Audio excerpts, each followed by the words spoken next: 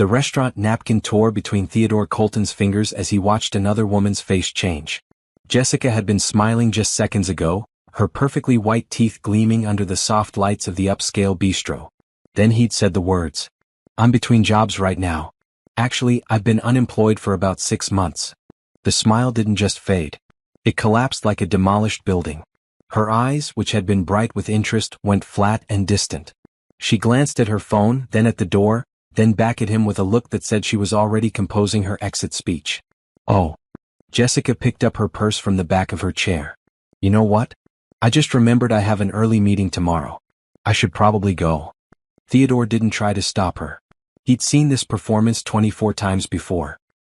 He simply nodded, watching as she stood up so quickly her chair scraped against the floor. She was gone before the waiter could bring their appetizers. Sitting alone at the table for two, Theodore stared at the empty chair across from him. The waiter approached cautiously, clearly having witnessed the swift departure. "Will the lady be returning, sir?" "No," Theodore said quietly. "Just the check, please."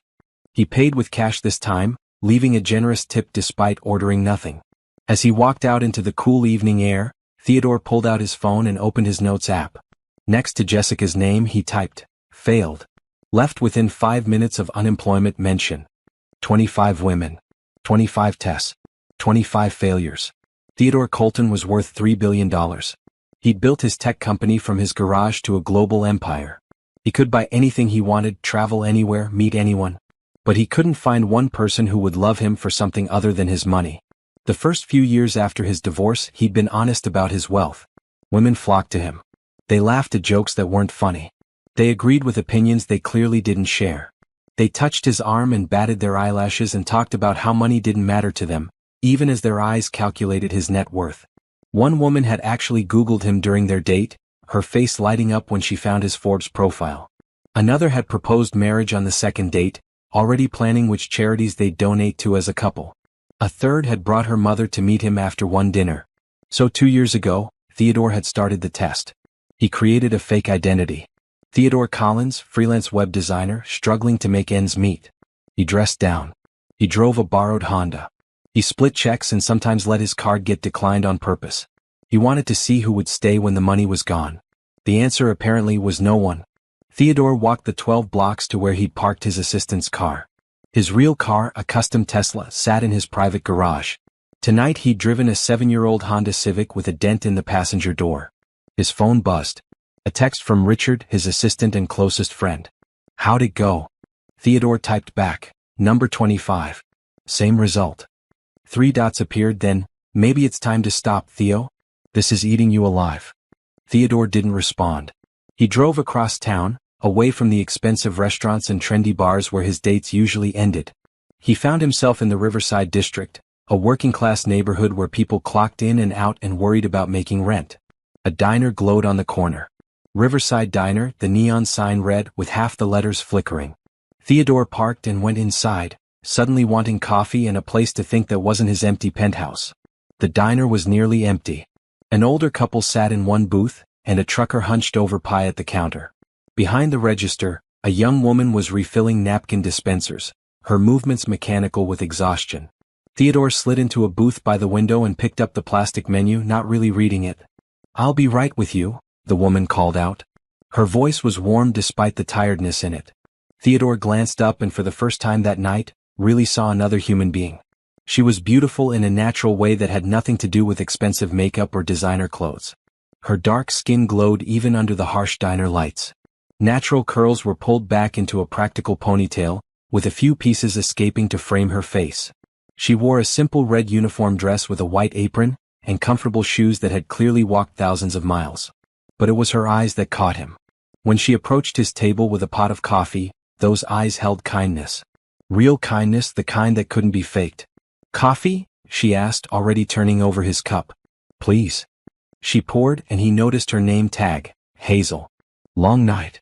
Hazel asked, setting down a small container of creamer. Theodore looked up, surprised by the question. "Is it that obvious?" She smiled, and it transformed her tired face into something radiant. "I've worked here 4 years. I can spot someone who needs coffee and quiet from a mile away. Take your time with the menu. No rush."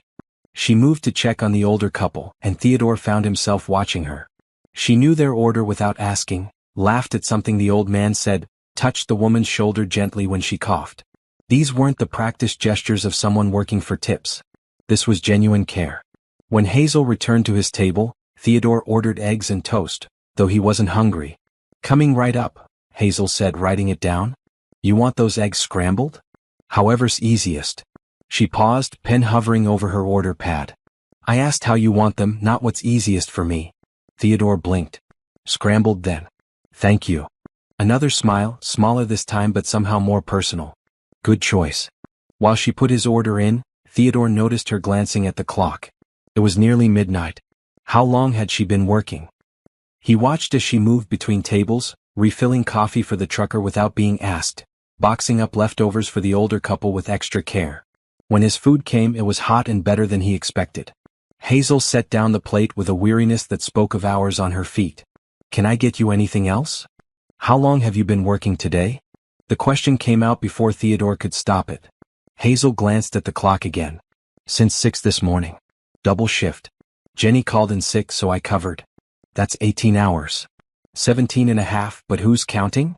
She tried to make it sound light, but Theodore heard the exhaustion underneath. "The tips are good on double shifts though." She walked away before he could respond, heading to the kitchen to check on another order. Theodore ate slowly, thinking about Jessica walking out of the restaurant because he'd mentioned being unemployed. He thought about all the women who'd left when they realized he wasn't going to buy them expensive gifts or take them on luxury vacations. And he thought about Hazel, who'd been on her feet for 17 and a half hours and still took the time to ask if he was okay. When Theodore asked for the check, Hazel brought it over with a small wrapped peppermint on top. "On the house," she said, gesturing to the candy. "You look like you needed something sweet tonight." Theodore pulled out his wallet and reached for his credit card. Then he stopped. The test. The stupid, endless test that had consumed 2 years of his life. Before he could reconsider, he handed over the card. Hazel took it to the register. Theodore watched her swipe it once, then twice. She frowned and tried a third time. Then she looked over at him, and in her eyes he saw not judgment, but concern. She walked back to his table and leaned down slightly, keeping her voice low. "Hey, the card's not going through. It happens sometimes with these old machines. Do you have another one, or maybe cash?" Theodore made a show of checking his wallet, knowing it was empty except for the declined card. "I thought I had cash, but I must have spent it earlier. That's my only card." Here it comes, he thought. Here's where she gets uncomfortable and calls the manager. But Hazel didn't do that. Instead, she straightened up and smiled. "Don't worry about it. I've got it covered." "What?" "The meal's on me tonight."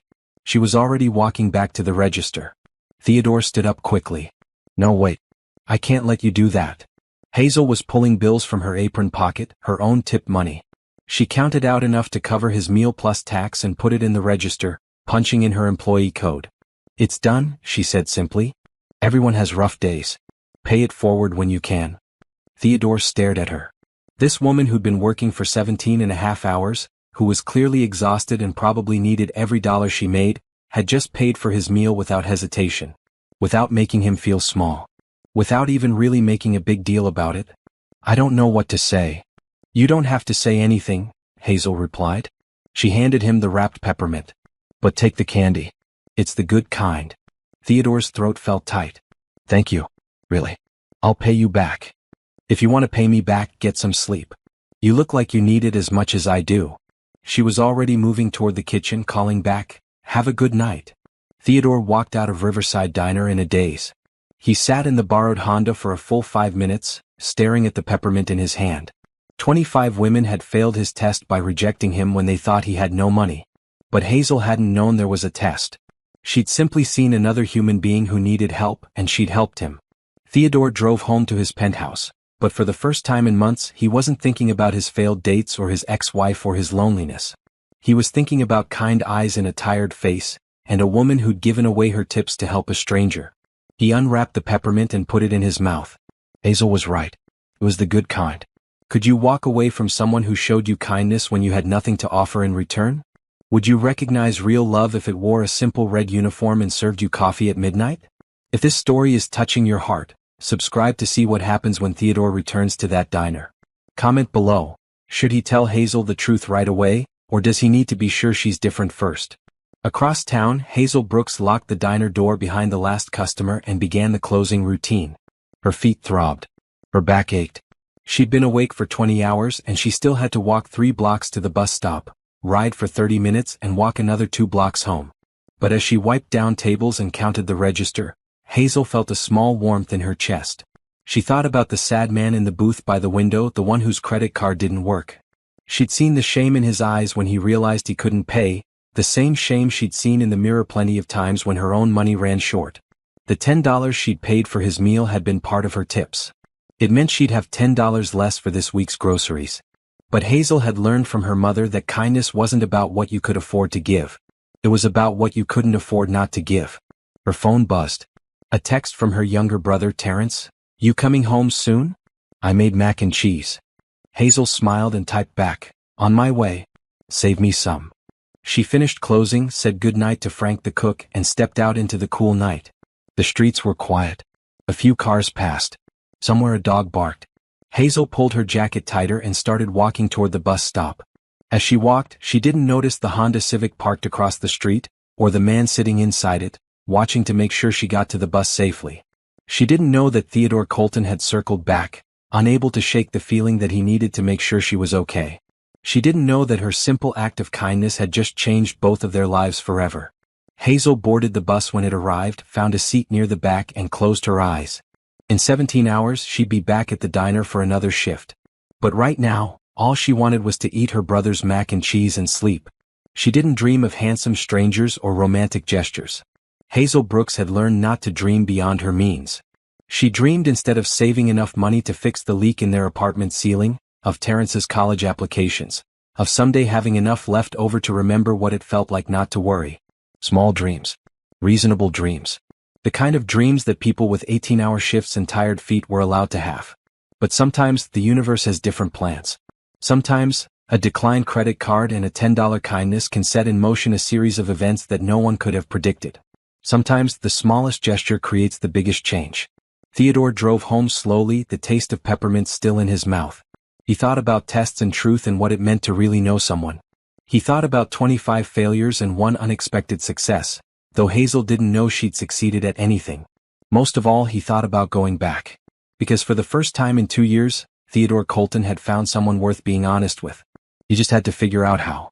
The night settled over the city, over the empty diner and the moving bus and the luxury penthouse where a billionaire couldn't sleep.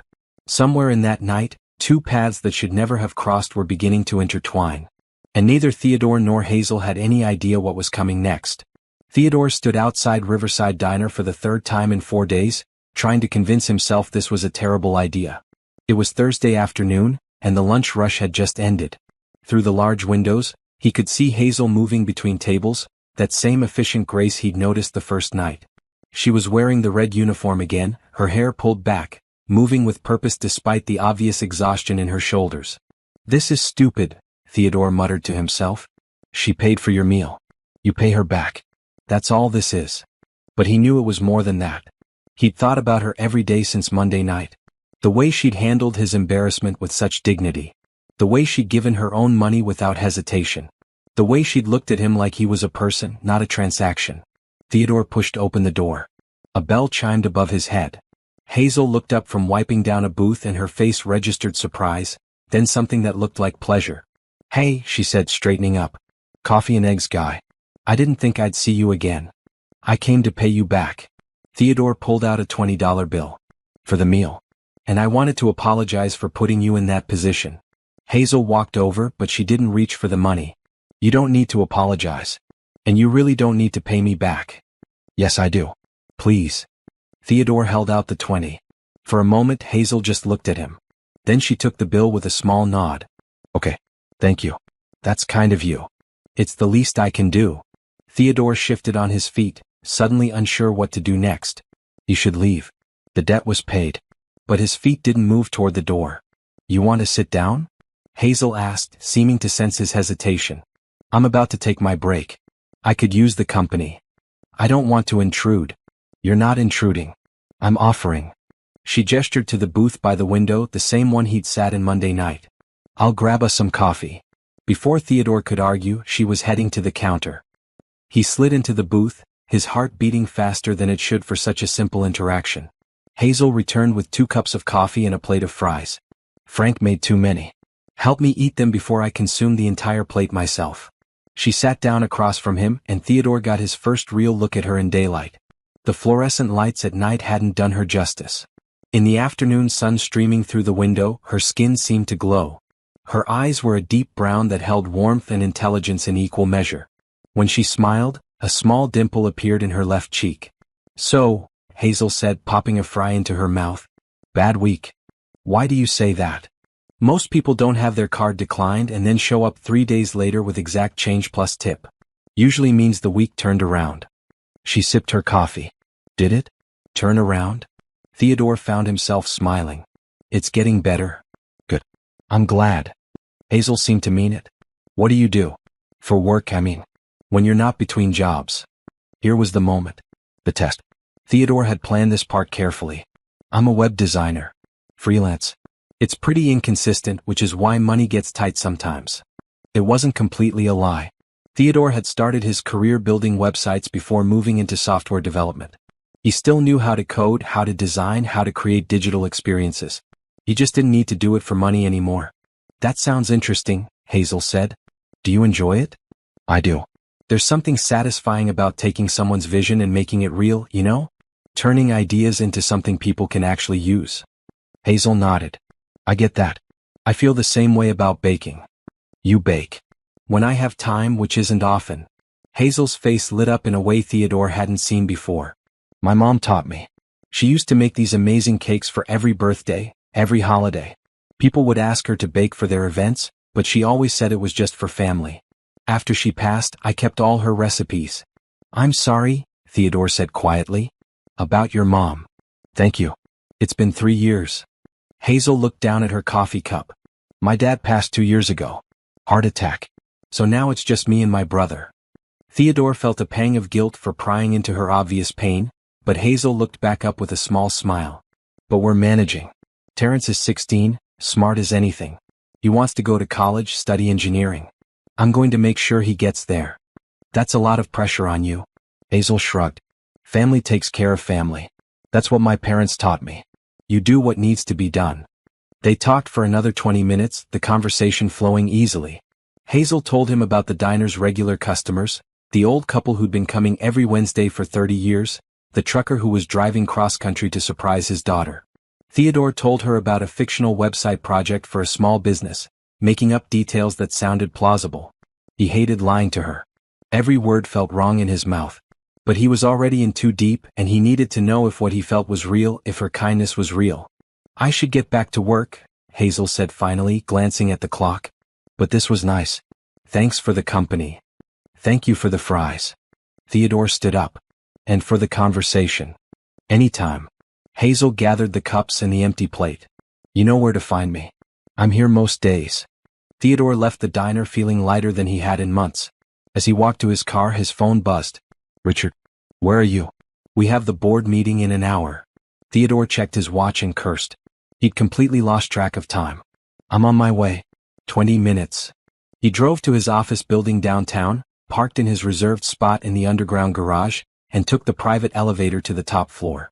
His assistant met him at the door with a tablet full of briefings.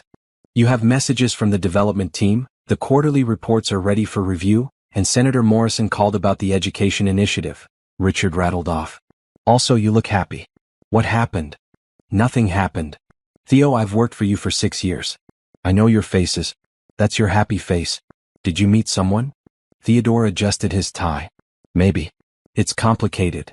"Is this about the diner waitress? The one who paid for your meal?" "How did you?" "I track your credit cards, remember? Including the dummy account. I saw the transaction from her employee number." Richard crossed his arms. "Please tell me you're not still doing the test thing." "I'm being careful." "You're being paranoid." Richard followed Theodore into his office. "This woman showed you genuine kindness. Maybe just be honest with her?" "I will be. Eventually. I just need to be sure." "Sure of what? That she's not after your money?" "She doesn't even know you have money." Theodore sat down behind his massive desk, looking out at the city skyline. From here, he could see the Riverside district in the distance, though the diner was too small to pick out specifically. I need to know that what I'm feeling is real, Theodore said quietly. That it's not just loneliness or desperation or me projecting what I want onto someone kind. Richard sighed. Just don't wait too long. Honesty matters. The longer you wait, the harder the truth becomes. The board meeting went well. Theodore presented the quarterly numbers, discussed expansion plans, and fielded questions about the company's direction. He was good at this part, the strategy and vision.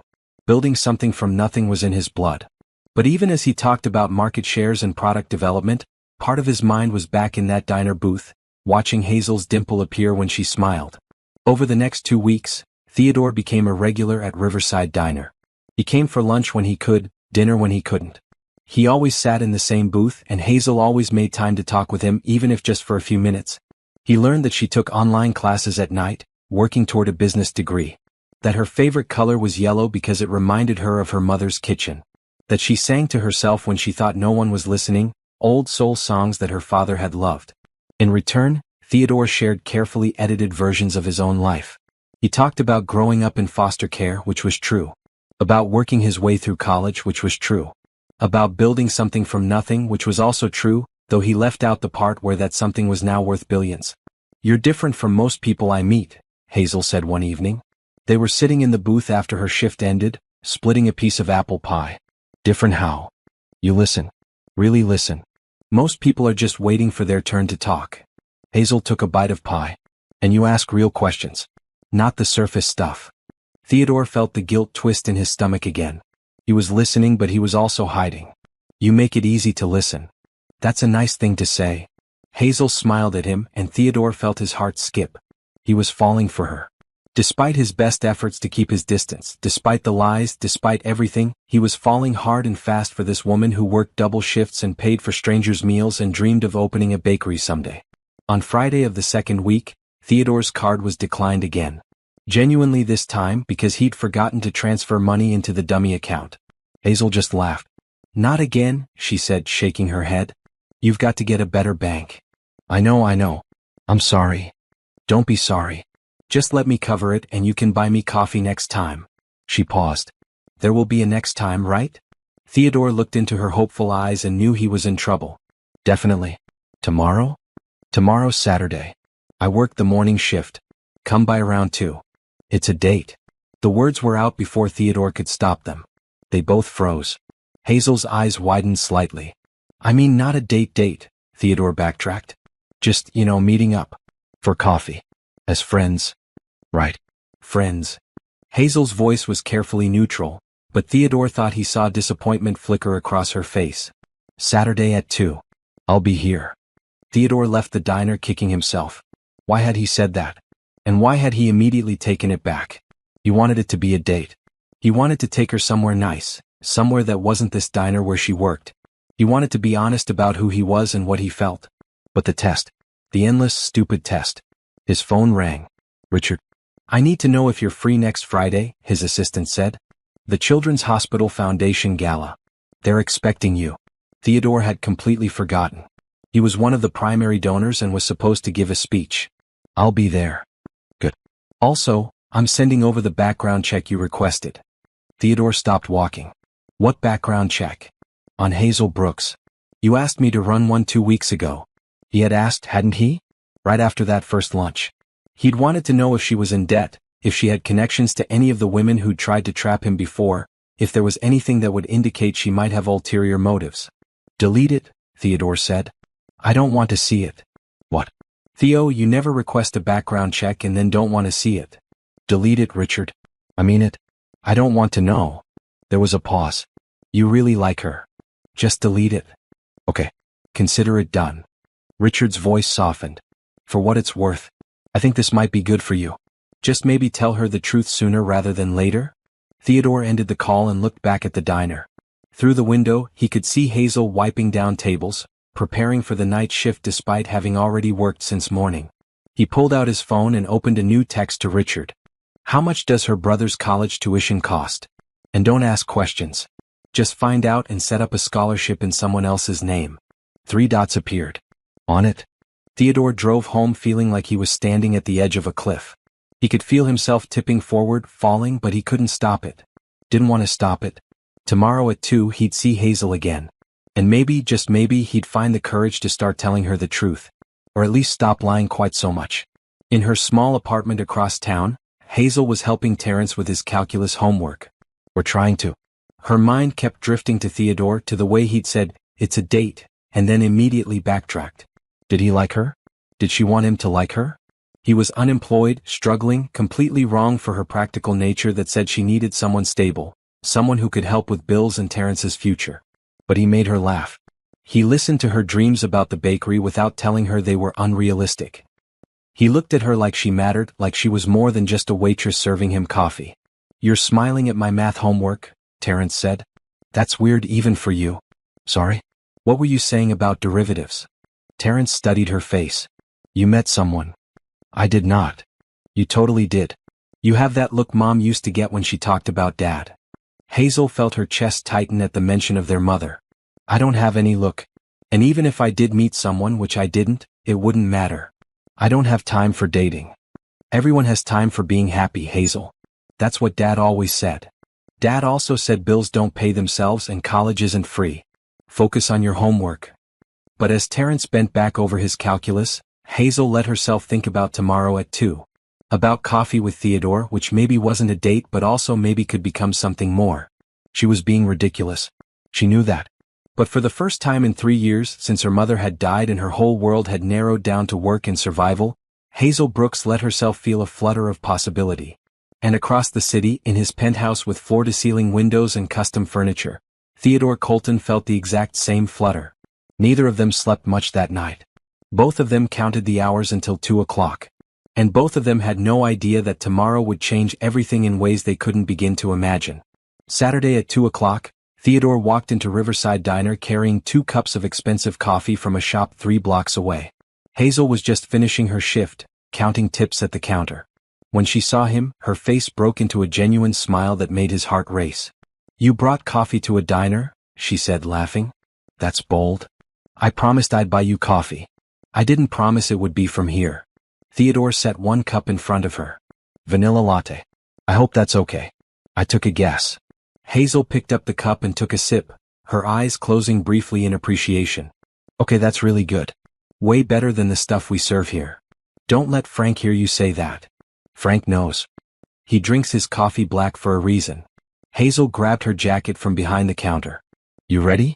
I know a place we can actually sit outside. It's a nice day." They walked to a small park 2 blocks from the diner.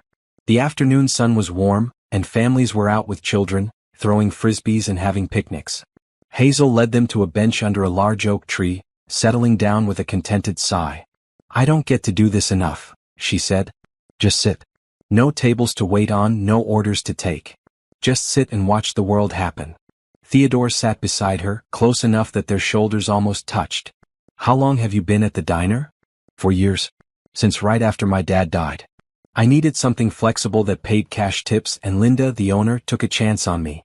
Hazel sipped her latte. "She's been good to me. Lets me switch shifts when Terrence has school stuff. Doesn't mind when I take online classes during slow periods." "You're working toward a business degree?" "Hospitality management, specifically. I figure if I'm going to open a bakery someday, I should know how to actually run a business." Hazel glanced at him. "It's a long shot, I know. Takes money to start a business, and I'm barely keeping up with rent and Terrence's expenses. But my mom always said dreams are free, so I might as well have good ones." Theodore wanted to tell her that her dreams weren't long shots at all. That he could write her a check right now that would cover everything she needed. Instead he said, "What would you call it?" "The bakery." Hazel's eyes lit up. "Brooks and Butter. My mom's name was Beverly Brooks, and she used to say butter makes everything better. It's silly but it's perfect." Theodore meant it. "What would you specialize in?" And just like that, Hazel was off, describing her vision with an enthusiasm that was contagious. She talked about custom cakes for special occasions, fresh bread every morning, cookies that reminded people of childhood. She talked about hiring local kids who needed after-school jobs, about creating a community space where people felt welcome. Theodore listened, genuinely captivated. This wasn't some vague dream. Hazel had thought through every detail, from the menu to the business model. She was smart and practical and passionate all at once. "Sorry," Hazel said finally, laughing at herself. "I get carried away. You probably didn't sign up for a business presentation. I liked it. You should keep talking. Your turn. What's your dream? If money wasn't an issue, what would you do? The question caught Theodore off guard. What would he do if money wasn't an issue? Money hadn't been an issue for years, and mostly he just worked more, made more, acquired more. He'd forgotten what it felt like to want something just because it made him happy. I think I'd like to build something that actually helps people, Theodore said slowly. Not just makes money but makes a difference. Maybe something with education or helping kids who come from difficult situations. It was true. The most satisfying thing about his wealth wasn't the luxury, it was the foundation he'd started last year that provided coding classes and computers to underprivileged schools. He just didn't usually talk about it. That's a good dream, Hazel said softly. The world needs more people who think like that. They sat in comfortable silence for a while, watching a group of kids play soccer nearby. Theodore became aware of how close Hazel was sitting, how easy it would be to reach over and take her hand. But he didn't. Not yet. Can I ask you something personal? Hazel said. Sure. What happened? With your job, I mean. You don't have to tell me if you don't want to, but sometimes it helps to talk about it. Theodore had prepared for this question, but sitting here next to Hazel, the rehearsed answer felt hollow.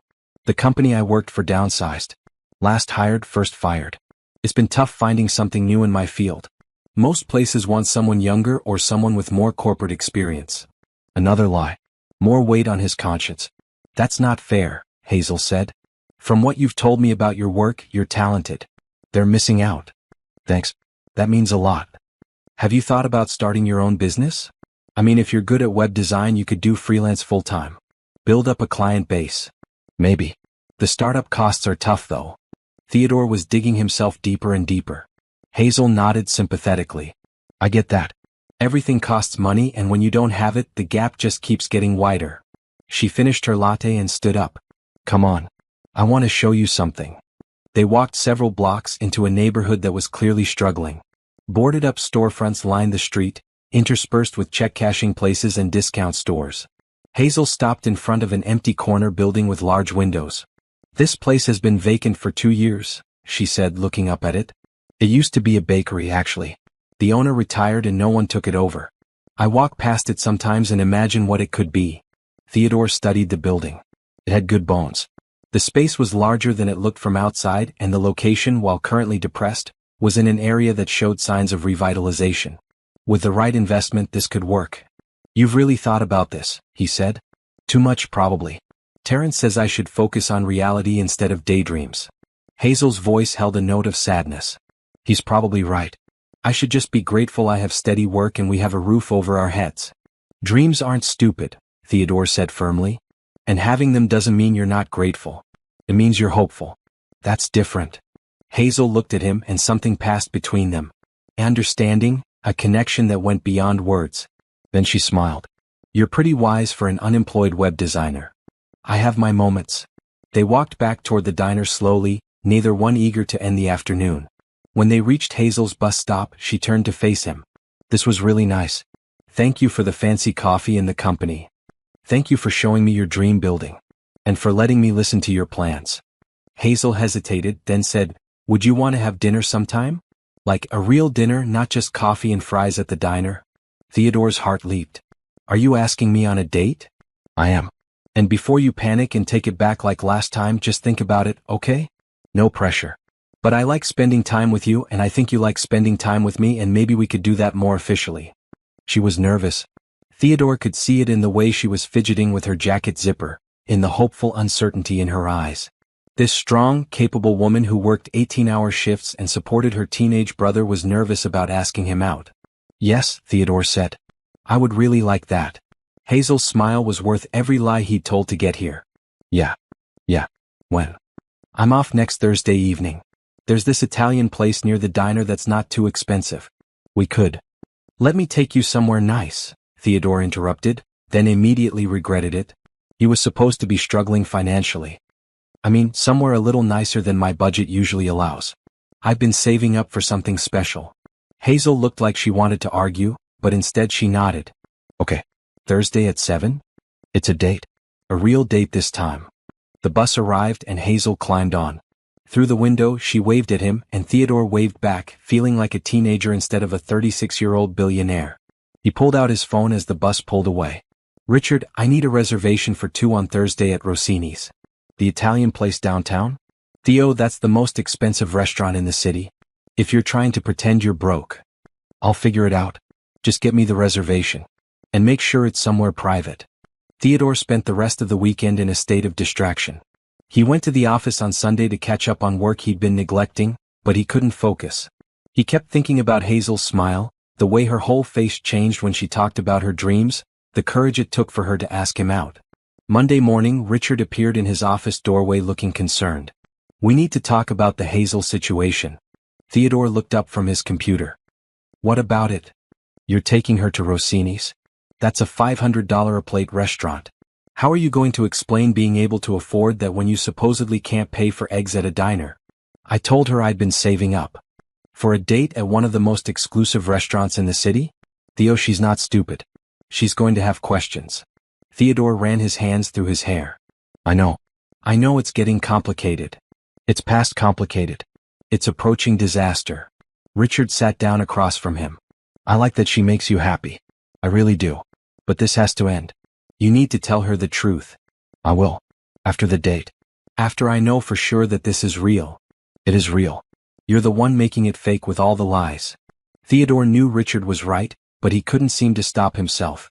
Every time he thought about coming clean, he remembered his ex-wife, the woman who'd married him for his money and left when she found someone richer. He remembered the 25 women who'd walked away when they thought he had nothing. "1 more week," Theodore said. "After the date I'll tell her. I promise." Richard didn't look convinced, but he nodded. "Your reservation is confirmed for Thursday at 7. And Theo? Wear something that actually looks like you could afford to be there. If you show up in those old jeans, the staff will call security." The week crawled by. Theodore threw himself into work, but even his board members noticed his distraction. On Wednesday he had lunch with 3 investors who wanted to discuss expanding into Asian markets, and he had to ask them to repeat themselves twice because his mind was on tomorrow night. Hazel texted him Wednesday evening, "Still on for tomorrow?" Theodore responded immediately, "Absolutely. I'll pick you up at your place at 6:45. I'll text you the address." "I'm excited." "Me too." 3 dots appeared and disappeared several times before Hazel's next message came through. "Is this weird? That I'm excited? We barely know each other." Theodore smiled at his phone. "Not weird. I'm excited too. And I think we know each other better than you think. The important things anyway." "The important things. I like that. See you tomorrow." Theodore set his phone down and leaned back in his chair. He was sitting in his home office, surrounded by awards and accolades, certificates of achievement and photos with celebrities and politicians. All the trappings of success that were supposed to make him happy. But nothing in this room made him feel the way Hazel's simple text message did. Nothing came close to the anticipation of tomorrow night, of seeing her smile, of having a real, official date with the woman who'd shown him more genuine kindness in one night than most people had in years. He just had to get through the date without revealing too much, without letting slip the truth about who he really was. 1 more week, he told himself. 1 more week and then he'd come clean. Once he was absolutely sure that what he felt was mutual, that Hazel felt the same way about Theodore Collins, the struggling web designer, as she might about Theodore Colton, the billionaire CEO. The guilt gnawed at him, but Theodore pushed it aside. He'd come too far to turn back now. And besides, wasn't testing someone's character before revealing your wealth the smart thing to do? Wasn't he just protecting himself from getting hurt again? These were the questions Theodore asked himself as he prepared for Thursday. Questions he didn't have good answers for. Questions that maybe didn't have good answers at all. But tomorrow none of that would matter. Tomorrow he'd take Hazel somewhere beautiful and show her a perfect evening. Tomorrow he'd let himself forget about tests and lies and just be with her. Tomorrow everything would be perfect. Or at least that's what Theodore hoped. Because the truth was waiting in the wings, patient and inevitable, ready to make its entrance when the time was right. And when it did, nothing would ever be the same again. Thursday evening, Theodore stood in front of his closet trying to decide what to wear. Everything was either too expensive or too obviously designer. He finally settled on dark jeans and a button-down shirt that looked nice but not extravagant, paired with a jacket he'd bought years ago before his company took off. Richard had arranged for a car service, but Theodore had instructed the driver to pick him up 2 blocks from Hazel's apartment building in an older model sedan. He wasn't ready for her to see him being dropped off by a private driver. At 6:45 exactly, Theodore knocked on apartment 3B in a modest building in the Riverside district. He heard footsteps, then the door opened and his breath caught. Hazel wore a simple blue dress that brought out the warmth in her skin tone. Her hair was down for the first time since he'd met her, natural curls framing her face. She'd put on makeup, not much, just enough to highlight her beautiful features. "Wow," Theodore said. "You look stunning." Hazel smiled, a slight blush coloring her cheeks. "You clean up pretty well yourself. Come in for a second. I just need to grab my purse." Theodore stepped inside the small apartment. It was neat but worn, the furniture clearly secondhand but well-maintained. Photos covered one wall, family pictures showing a younger Hazel with her parents and Terrence at various ages. A desk in the corner was piled with textbooks and a laptop that had seen better days. "Hazel, who's here?" A teenage voice called from another room. A tall, lanky kid appeared in the doorway. He had the same warm eyes as his sister, and he was studying Theodore with open curiosity. "Terrence, this is Theodore." "Theodore, my brother Terrence." "Nice to meet you," Theodore said, extending his hand. Terrence shook it, his grip firm. "You're the web designer?" Terrence said. "Hazel talks about you." "Does she?" Theodore glanced at Hazel, who was now definitely blushing. "Terrence," Hazel warned. "What? You do. Last night you spent 20 minutes trying to pick out a dress and you kept saying, 'Would Theodore like this one?' I'm going to kill you," Hazel said, but she was smiling. "Ignore my brother. He thinks he's funny." "I am funny," Terrence protested. He looked at Theodore. "You're taking her somewhere nice, right? She deserves somewhere nice." "The nicest," Theodore promised, and he meant it. They left the apartment, and Theodore guided Hazel to where the car was waiting. The driver opened the door and Hazel hesitated. "You hired a car?" "Just for tonight. I wanted it to be special." Theodore held the door for her. "Is that okay?" Hazel smiled and slid into the back seat. "It's more than okay. It's really thoughtful." The drive to Rossini's took 20 minutes through evening traffic. They talked easily, Hazel telling him about a difficult customer earlier that week, Theodore sharing a carefully edited story about a fictional freelance client. The lies were coming easier now, which bothered him more than he wanted to admit. When they pulled up in front of Rossini's, Hazel's eyes went wide. "Theodore, this place is so expensive. We don't have to." "I want to," Theodore said firmly. "You work so hard. You deserve to be treated like you're special. Because you are." The words came out more intensely than he'd intended, but Hazel's expression softened. "Okay. Thank you." Inside, the maitre d' recognized Theodore immediately, but was professional enough not to use his real name. "Mr. Collins, your table is ready. Right this way." They were led to a private corner booth with a view of the city lights. The restaurant was elegant without being stuffy, with white tablecloths and soft lighting that made everything feel intimate. "This is beautiful," Hazel said, looking around with wonder. "You're beautiful," Theodore said before he could stop himself. Hazel met his eyes across the table. "You're pretty smooth for a guy who usually can't pay his dinner bill." Theodore laughed, grateful she could diffuse the tension. "I've been saving. Specifically for this. For you." They ordered and the food was exceptional. But Theodore barely tasted anything. He was too focused on Hazel, on the way she lit up when she laughed, on the thoughtful expressions that crossed her face when she was considering something he said. "Over dessert," Hazel asked, "can I tell you something without sounding completely ridiculous?" "Always.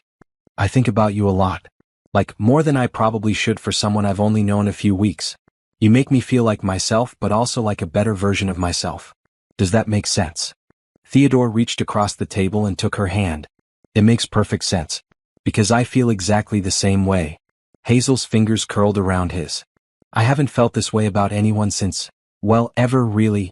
After my parents died, I've been so focused on surviving and taking care of Terrence that I forgot what it felt like to just be happy."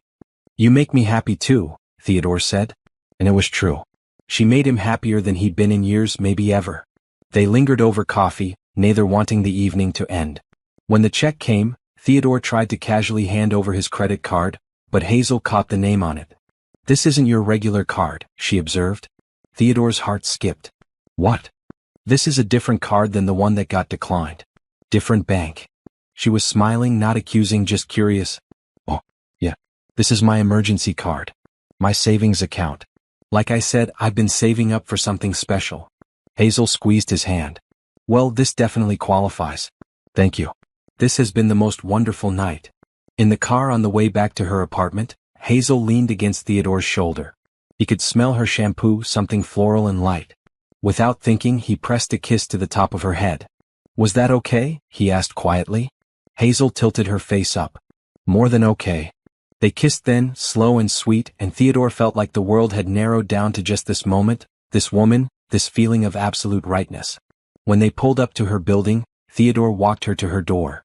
They stood in the hallway, neither wanting to say goodnight. I really like you, Hazel said. Like really like you. I really like you too. Same time next week? How about sooner? Theodore suggested. Saturday? We could do something during the day. Whatever you want. I work Saturday morning until 2. I'll pick you up at 2:15. Hazel smiled. Okay. It's a date. She kissed him one more time, quick and promising, then disappeared into her apartment. Theodore stood in the hallway for a moment, feeling like a teenager who just kissed his crush for the first time. His phone buzzed as he was getting back into the car. Richard. How'd it go? Perfect. Absolutely perfect. And you're going to tell her the truth now? Theodore stared out the window at the passing city. Soon. I promise. Theo? I know. Just give me a little more time. But time, as Theodore would soon discover, was the one thing he didn't have.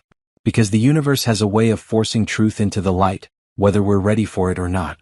Friday morning, Theodore was in his office reviewing contracts when his phone rang. The number was Riverside Diner.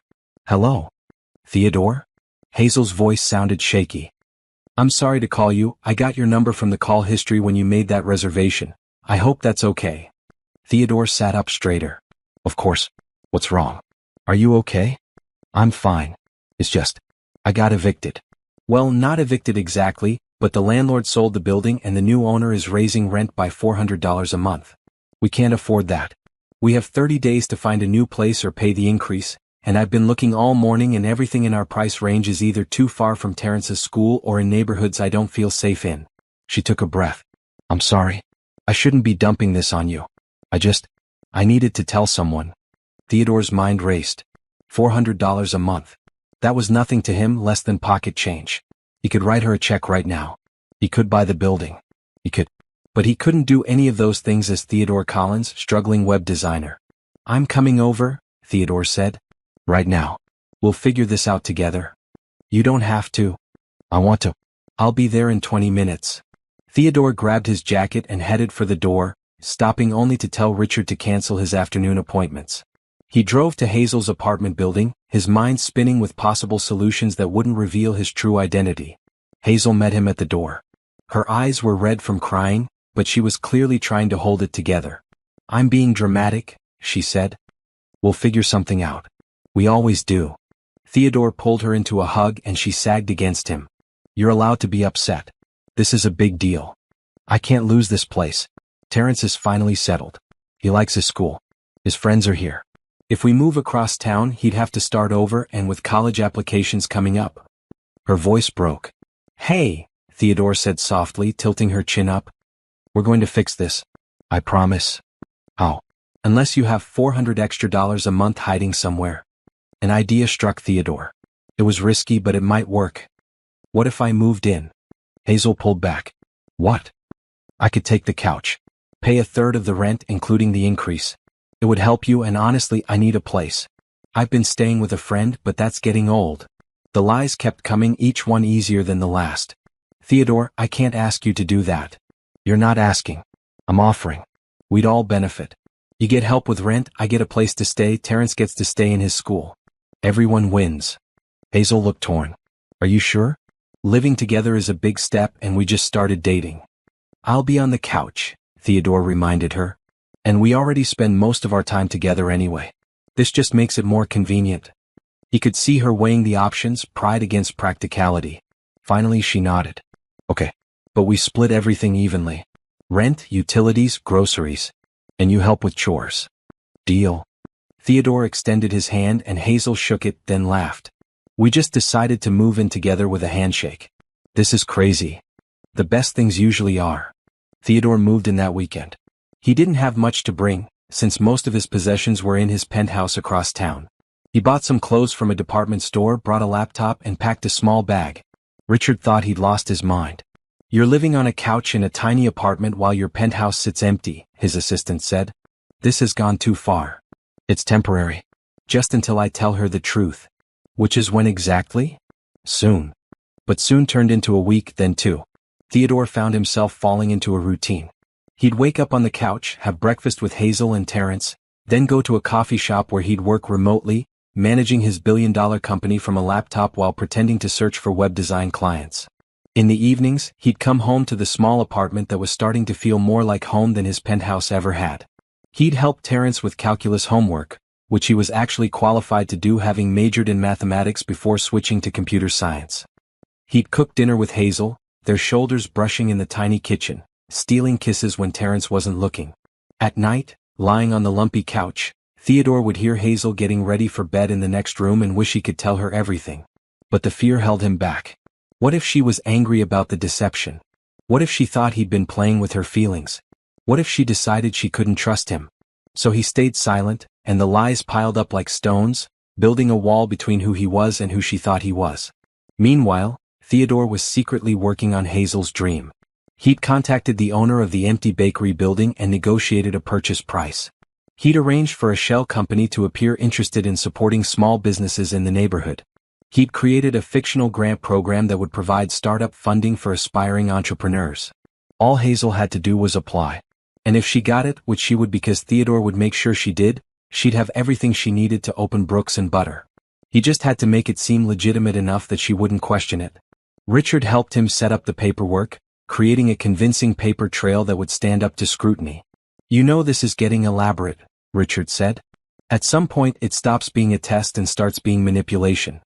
I'm helping her achieve her dream." "How is that manipulation?" "Because she doesn't know it's you helping. She thinks it's some anonymous benefactor. When she finds out the truth, she'll understand," Theodore said, but he wasn't sure he believed it himself. 3 weeks after moving in, Theodore came home to find Hazel practically bouncing with excitement. "You're not going to believe this," she said, grabbing his hands. "There's this grant program for small business owners in the Riverside district. They're offering $50,000 in startup funding plus help with permits and business planning. I applied on a whim and they want to interview me next week." Theodore forced himself to look surprised. "Hazel, that's amazing." "I know. I can't believe it. This could be it, Theodore. This could actually be my bakery." She threw her arms around his neck. "I'm terrified and excited and I can't breathe properly." "You're going to crush that interview," Theodore said, holding her close. "They'd be crazy not to choose you. Will you come with me? For moral support." "Of course. Whatever you need." The interview was set for the following Thursday at an office downtown.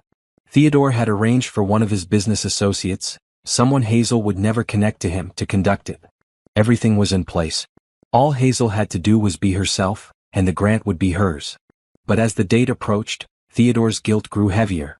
He was essentially rigging her success, making it seem like she'd earned something that he was actually giving her. Was that really any better than just telling her the truth and offering to help? The night before the interview, Theodore found Hazel at the kitchen table at 2 a.m, reviewing her business plan for the 100th time. "Hey," he said softly. "You should sleep. You're going to be exhausted tomorrow." "I can't sleep. What if I mess this up? What if they ask me something I don't know?" Theodore sat down next to her. "Then you'll figure it out. That's what you do, Hazel. You figure things out. You've been doing it your whole life. But this is different. This is my dream. If I fail, you won't fail. And even if you don't get this grant, it doesn't mean you won't open your bakery someday. This is just one opportunity. There will be others." Hazel leaned her head on his shoulder. "When did you get so wise?" "I'm not wise. I just believe in you." They sat there in the quiet kitchen, and Theodore wished he could freeze this moment. Before the interview, before the truth would inevitably come out, before everything got complicated. Just this moment, with Hazel trusting him, believing in his support, thinking they were in this together as equals. Because soon, very soon, she'd learn that they weren't equals at all. That he'd been lying to her from the beginning. And Theodore had no idea if their relationship would survive that revelation. But for tonight, he pushed those thoughts away and just held her, breathing in the scent of her shampoo and memorizing the weight of her head on his shoulder. Tomorrow would bring what it would bring. Tonight they still had this. The interview lasted 2 hours. Theodore waited in the lobby of the downtown office building, watching through the glass door as Hazel presented her business plan with confidence and passion. She dressed professionally in a skirt and blouse borrowed from a friend, her hair pulled back neatly. She looked like someone who could absolutely run a successful bakery, and Theodore felt a surge of pride. When Hazel finally emerged, she looked drained but hopeful. "How'd it go?" Theodore asked, standing up. "I think it went well. They asked good questions, tough questions, but I had answers for most of them. They said they'd let me know within a week." Hazel took his hand. "Thank you for coming with me. It helped knowing you were out here." "I'll always be here for you," Theodore said, and meant it. They took the subway back to the apartment, something Theodore had never done before moving in with Hazel. In his regular life he had drivers and private cars. But riding the subway with Hazel's hand in his, watching the city pass by through the scratched windows, Theodore felt more grounded than he had in years. "What if I don't get it?" Hazel asked quietly as their stop approached. "Then we figure out another way. But I have a good feeling about this." That week passed slowly. Hazel worked her regular shifts at the diner but seemed distracted. Terrence noticed his sister's nervousness and tried to cheer her up with bad jokes and funny videos. Theodore helped where he could, cooking dinner and handling chores without being asked. On Friday evening, exactly 6 days after the interview, Hazel's phone rang from an unknown number. She stared at it for 3 rings before answering, her hand shaking. "Hello? Yes, this is Hazel Brooks." Her eyes went wide. "Really? Oh my goodness. Yes, absolutely. Thank you so much." She ended the call and just stood there, phone in hand, tears streaming down her face. "Hazel?" Theodore prompted gently. "I got it," she whispered. "I got the grant. They're giving me the money, and they've already identified a potential location. The old bakery building. The one I showed you." She looked up at him. "Theodore, I'm going to open my bakery." Theodore pulled her into his arms as she cried happy tears into his shirt. Terrence came running from his room, and when he heard the news, he picked his sister up and spun her around, both of them laughing. "I can't believe it," Hazel kept saying. "I actually can't believe this is happening." They celebrated with takeout pizza and cheap champagne that Terrence wasn't allowed to drink. Hazel called her best friend from high school, then her aunt in Philadelphia, spreading the good news. Theodore watched her glow with happiness and tried to ignore the guilt eating at him. He'd made this happen. He'd given her this opportunity. But she didn't know that, and part of him wondered if she'd still be this happy if she knew the truth. Over the next month, everything moved quickly. The grant program, which was really Theodore's money being funneled through a shell company, covered the lease on the building, renovations, equipment, and 6 months of operating expenses. Hazel threw herself into the work with an energy Theodore hadn't seen before. She spent her mornings at the diner, her afternoons at the bakery overseeing renovations, and her evenings working on recipes and marketing plans. Theodore helped wherever he could, using his actual business expertise while pretending it was just common sense. "You're really good at this," Hazel commented one evening as Theodore reviewed her financial projections. "For a web designer, you know a lot about business management." "I took some business classes in college," Theodore said, which was true. He just left out the part about having a master's degree from Harvard Business School. "Well, you're invaluable. I don't know what I'd do without you." Hazel kissed his cheek. "Will you help me manage the finances when we open?" "I'll pay you, of course. Maybe we could even build a website together." "I'd love to," Theodore said, meaning it. The idea of working alongside Hazel, of being her partner in this venture, felt right in a way nothing had in years. As the bakery took shape, Theodore found himself spending more time there than at his actual office. Richard was managing most of the day-to-day operations of the tech company, checking in with Theodore via encrypted messages that Hazel thought were from freelance clients. "This can't continue much longer," Richard warned during one of their rare in-person meetings. "The board wants to see you. Investors are asking questions. You can't run a billion-dollar company from a bakery in the Riverside district. Just a few more weeks. Once the bakery opens and things settle down, I'll tell her everything. You've been saying that for 2 months now." I know I have. But the timing has to be right. She's so happy about the bakery. I don't want to ruin that by making it about me." Richard sighed.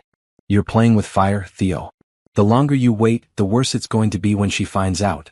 And she will find out. People always do." Theodore knew Richard was right, but he couldn't bring himself to confess. Every day with Hazel felt precious. She'd completely integrated him into her life. He helped Terrence prepare for his college entrance exams, taught the kid advanced mathematics that went well beyond his current curriculum. He attended Terrence's robotics club meetings, cheering louder than anyone when the team won a regional competition. And with Hazel, things had deepened into something Theodore had never experienced before. They'd progressed beyond stolen kisses in the kitchen to quiet intimacy late at night when Terrence was asleep. She'd whisper her fears about the bakery, about money, about being a good enough guardian for her brother. Theodore would hold her and promise that everything would work out, knowing he could make absolutely certain it did but unable to tell her how. One Sunday afternoon, about 6 weeks after she'd received the grant, Hazel took Theodore to visit her parents' graves. It was the first time she'd brought anyone except Terrence to this place, and Theodore understood the significance. They stood in front of 2 simple headstones: Beverly Brooks, beloved wife and mother; Marcus Brooks, devoted husband and father. "I wish they could meet you," Hazel said softly. "My mom would have loved you. She always said I needed someone who saw me, really saw me, not just what I could do for them." "That's you. You see me." Theodore's throat tightened. "I do see you. All of you. And I think your parents would be so proud of what you're doing, how you're taking care of Terrence, how you're building something beautiful from your mom's recipes." Hazel turned to him, her eyes searching his face. "I love you. I know it's maybe too soon to say that and you don't have to say it back, but I need you to know. I love you." Theodore's heart hammered in his chest. "I love you too. So much." They kissed there in the cemetery, surrounded by memories and the weight of Hazel's trust. Theodore had never meant anything more than those 3 words, and they terrified him because they made the lies so much worse. That evening, back at the apartment, Theodore made a decision. He would tell her the truth. Not tomorrow, not next week, but soon. As soon as the bakery opened and Hazel's dream was secure, he would sit her down and explain everything. He'd apologize for the deception, make her understand that his feelings were real even if his financial situation wasn't. But first he wanted to give her one more perfect memory. One more moment of pure happiness before everything got complicated. The bakery's grand opening was scheduled for 3 weeks away. Hazel had decided to call it Brooks and Butter, exactly as she'd once dreamed. She'd hired 2 part-time employees, both teenagers from the neighborhood who reminded Theodore of himself at that age, hungry for opportunity. Theodore had secretly ensured they were paid well above minimum wage, and he'd set up a scholarship fund that would help them with college when the time came. Hazel thought the grant program had included workforce development funding. She had no idea it was all coming from Theodore's personal accounts.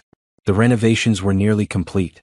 The bakery had gleaming equipment, warm lighting, and a cozy atmosphere that invited people to sit and stay a while. Hazel had painted one wall herself, a soft yellow that she said reminded her of her mother's kitchen. Theodore helped her taste test recipes, gaining 5 pounds in the process and not caring at all. Her cookies were incredible. Her cakes were art. Her bread smelled like heaven. Brooks and Butter was going to be a success, and not just because Theodore was quietly ensuring it. Hazel had real talent. 2 weeks before the opening, Theodore came home to find Terrence sitting at the kitchen table looking worried. "What's wrong?" Theodore asked. "There's this camp for advanced robotics students. It's at MIT for 4 weeks this summer. My teacher submitted my application without telling me and I got in." Terrence showed Theodore the acceptance letter. "But it costs $3,000. There's no way we can afford that, especially with Hazel opening the bakery. I'm going to have to decline." Theodore's first instinct was to write a check immediately. But he couldn't do that as unemployed Theodore Collins. "Have you told Hazel yet?" "No. I don't want to stress her out more. She's already working so hard." "Tell her anyway. She'd want to know. And maybe there's a way to make it work." That night, after Terrence had gone to bed, Theodore called Richard. "I need you to set up another scholarship. MIT Robotics Camp. It needs to look legitimate, like he earned it based on merit. Theo, you're basically paying for this kid's entire future. He's brilliant, Richard. He deserves these opportunities. His sister is working herself to death to give him chances. I'm just helping. By lying to both of them. I'm going to tell them the truth. After the bakery opens. I promise." Richard was quiet for a moment. "I hope you know what you're doing." "I don't," Theodore admitted. "But I can't stop now." The scholarship notification arrived 3 days later. Terrence had supposedly been selected for a merit-based full ride to the MIT camp, including travel and accommodations. When he showed Hazel the letter, she cried with joy and pride. "My baby brother going to MIT," she kept saying, hugging Terrence tight. "Mom and Dad would be so proud." She looked at Theodore over Terrence's shoulder, and Theodore saw such trust and love in her eyes that he nearly confessed everything right then. But Terrence was there, and the moment passed, and Theodore told himself he'd wait just a little longer. The week before the bakery opening, Hazel barely slept. She was at Brooks and Butter from sunrise to midnight, perfecting every detail. Theodore stayed by her side, offering support and encouragement, secretly handling logistics that Hazel didn't have time for. He'd arranged for a food critic from the city's main newspaper to be in the neighborhood on opening day. He'd ensured the local news would cover the story of a young woman achieving her dream despite hardship. He'd contacted every business owner in the Riverside district, encouraging them to stop by and support their new neighbor. All of this, Hazel thought, was either coincidence or her own hard work paying off. She had no idea that Theodore Colton, Billionaire CEO, was orchestrating her success from the shadows. The night before the opening, they lay together on the couch in the dark apartment. Hazel was exhausted but too wired to sleep. "I'm terrified," she whispered. "What if no one comes? What if my baking isn't as good as I think it is? What if this whole thing fails and I've wasted the grant money?" "It's not going to fail," Theodore said with absolute certainty. "You're talented, hardworking, and you're offering something this neighborhood needs. People are going to love Brooks and Butter because they're going to love you. How do you always know the right thing to say?" "Because I know you. And I believe in you." Hazel kissed him slow and deep. "Thank you. For everything. For moving in when we needed help. For supporting this crazy dream. For loving me even though I come with a lot of baggage and complications." "You're not baggage," Theodore said firmly. "You're the best thing that's ever happened to me." It was the truest thing he'd said in months. They fell asleep there on the couch, wrapped around each other, and Theodore dreamed of a future where he could be honest, where he could be fully himself with Hazel, where they could build something real together without the foundation of lies. Tomorrow the bakery would open. And the day after that, or maybe the day after that, Theodore would find the courage to tell her the truth. He had to. Because the lies were becoming unbearable, and the longer he waited, the harder it would be. He just hoped that when the truth came out, the love they'd built would be strong enough to survive it.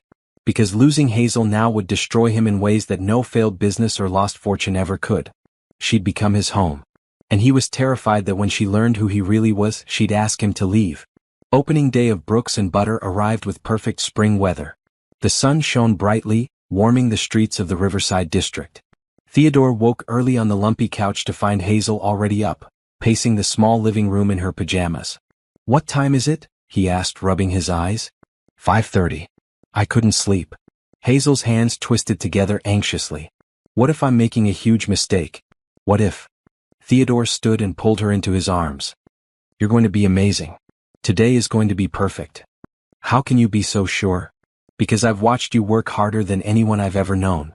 Because your baking is incredible. Because you care about what you're doing." He tilted her chin up to look at him. "Trust yourself the way I trust you." Hazel took a deep breath. Okay. I can do this." They arrived at Brooks and Butter at 7 in the morning. The two teenage employees, Jessica and Ramon, were already there, nervous but excited. The bakery gleamed with fresh paint and polished surfaces. Display cases waited to be filled with the pastries and bread Hazel had been preparing for days. Theodore helped arrange chairs and tables while Hazel worked in the kitchen with her staff. The smell of fresh bread and cinnamon rolls filled the air, and Theodore watched through the pass-through window as Hazel moved with confidence and purpose. This was where she belonged, in her element, creating something beautiful. At 9 o'clock they opened the doors. For the first 10 minutes no one came. Hazel stood behind the counter, her smile becoming more forced with each passing minute. "It's still early," Theodore said. "People are just waking up." Then at 9:15 the bell above the door chimed. An elderly woman entered, looking around with interest. "I heard there was a new bakery," she said. "What do you recommend?" Hazel's face lit up. "Everything is fresh from the oven this morning. The cinnamon rolls are a family recipe from my mother. They're my personal favorite." The woman ordered 2 cinnamon rolls and coffee. She took a bite and her eyes widened. "Oh my, this is exceptional." Within an hour word had spread. People started trickling in, then arriving in small groups. By noon there was a line out the door. The food critic that Theodore had arranged to accidentally discover Brooks and Butter spent 45 minutes sampling different items, making notes and chatting with Hazel about her background. Theodore worked the register while Hazel and her staff kept up with the orders. He watched her confidence grow with each compliment, each satisfied customer, each exclamation over how delicious everything was. Terrence showed up after school with 5 of his friends, all of them ordering multiple items and taking pictures for social media. The local news crew arrived at 2, just as Theodore had arranged, interviewing Hazel about achieving her dream. "I couldn't have done this without my support system," Hazel said to the camera, her eyes finding Theodore's. "Especially my partner, Theodore, who believed in me even when I didn't believe in myself." Theodore felt his throat tighten. Partner. She'd called him her partner, and he realized that's exactly what he wanted to be. Not her secret benefactor, not someone helping from the shadows, but her real partner in every way. By the time they closed at 7 that evening, they'd sold out of almost everything. The cash register was full, the reviews on social media were glowing, and Hazel looked exhausted but radiant. "We did it," she said, collapsing into one of the chairs after the staff left. "We actually did it." Theodore sat across from her. "You did it? This was all you?" "No. It was us. You helped with so much, Theodore. The business plan, the finances, the website, all of it. This is our success." Guilt twisted in Theodore's stomach, but he pushed it aside. Tonight was about celebrating Hazel's achievement. Tomorrow or the next day he'd find the right moment to tell her everything. They walked home through the warm evening, Hazel's hand in his, both of them too tired to talk much. But when they reached their building, Hazel stopped. "I don't want to go inside yet," she said. "Let's walk to the river." The riverside park was quiet at this hour, just a few joggers and people walking dogs. Hazel led them to a bench overlooking the water, the same bench where they'd had coffee that first Saturday afternoon months ago. "Do you remember the first time we sat here?" Hazel asked. "You bought me that expensive coffee and I told you about my bakery dream. It felt so impossible then. Like something I'd never actually achieve." "I knew you'd achieve it," Theodore said. "Even then I could see how determined you were." Hazel turned to face him fully. "I need to tell you something and I need you to just listen, okay? Don't interrupt, because if you do I might lose my nerve." Theodore's heart began to race. "Okay. I've been thinking a lot about us, about where this is going. When you first showed up at the diner that night with your declined credit card, I never imagined." She paused, gathering her thoughts. "I've dated before. Not much because I've been so busy with work and Terrence, but enough to know what it feels like when something is just okay. This isn't just okay. This is everything." Theodore reached for her hand, but Hazel shook her head. "Let me finish. When I told you I loved you at my parents' graves, I meant it. But I don't think you really understood how much I meant it. I'm not good at flowery speeches or romantic gestures. I'm practical and tired and usually covered in flour. But you make me feel seen in a way no one ever has. You make me feel like I'm enough, exactly as I am." "Hazel. I know we've only been together a few months. I know we're living on a couch in a tiny apartment and neither of us has much money and life is complicated. But I don't care about any of that. I want to build a life with you. Not someday, not when things are easier. No. Messy and imperfect and real." She took both his hands. "I guess what I'm trying to say is that I'm all in. Completely, terrifyingly all in. And I need to know if you feel the same way." Theodore felt tears prick his eyes. This brave, beautiful woman was laying her heart completely bare, offering him everything without reservation. And here he was, still hiding behind lies and half-truths. "I feel the same way," Theodore said, his voice rough with emotion. "More than the same way. Hazel, you've changed everything for me. Before I met you, I thought I knew what I wanted from life, what mattered. But you showed me that I didn't know anything. You showed me what it means to be truly generous, truly kind, truly strong. You work harder than anyone I've ever met, and you still find energy to help others. You sacrificed everything for your brother without hesitation. You paid for a stranger's meal when you could barely afford it yourself. You're the most remarkable person I've ever known." "Theodore." "No, let me finish. I love you. I love you so much it terrifies me because I've never felt this way about anyone. You're right that we haven't been together that long, and yes, life is complicated and messy. But I don't care either. I want the mess. I want the complications. I want you every day exactly as you are." He stood up and pulled Hazel to her feet. "I'm all in too. Completely, terrifyingly all in." They kissed then, deep and passionate, pouring months of growing feelings into that one kiss. When they finally pulled apart, both were breathless. "I have something to tell you," Theodore started, deciding this was the moment. "About me, about my past." But before he could continue, Hazel's phone rang. She glanced at it, ready to ignore the call, but her expression changed. "It's Terrence. He never calls this late." She answered. "Hey, what? Slow down. What do you mean? Oh my God. Okay. We're coming right now." Hazel's face had gone pale. We have to go. No. Terrence is at the hospital. He collapsed at his friend's house. They think it might be his appendix. All thoughts of confession fled from Theodore's mind. They ran to the nearest taxi stand, Hazel giving the driver directions to County General Hospital. She was shaking and Theodore held her hand tightly. He's going to be okay, Theodore said. Appendicitis is common and they know how to treat it. What if it's not appendicitis? What if it's something worse? I can't lose him, Theodore. I can't. He's all I have left of my family. You're not going to lose him. And you have me too. You have me and I'm not going anywhere. They arrived at the hospital and rushed to the emergency room. A nurse directed them to the waiting area where Terrence's friend and his mother were sitting. The mother, Mrs. Davidson, explained what had happened. They were playing video games when Terrence suddenly said his stomach hurt really badly. Then he passed out.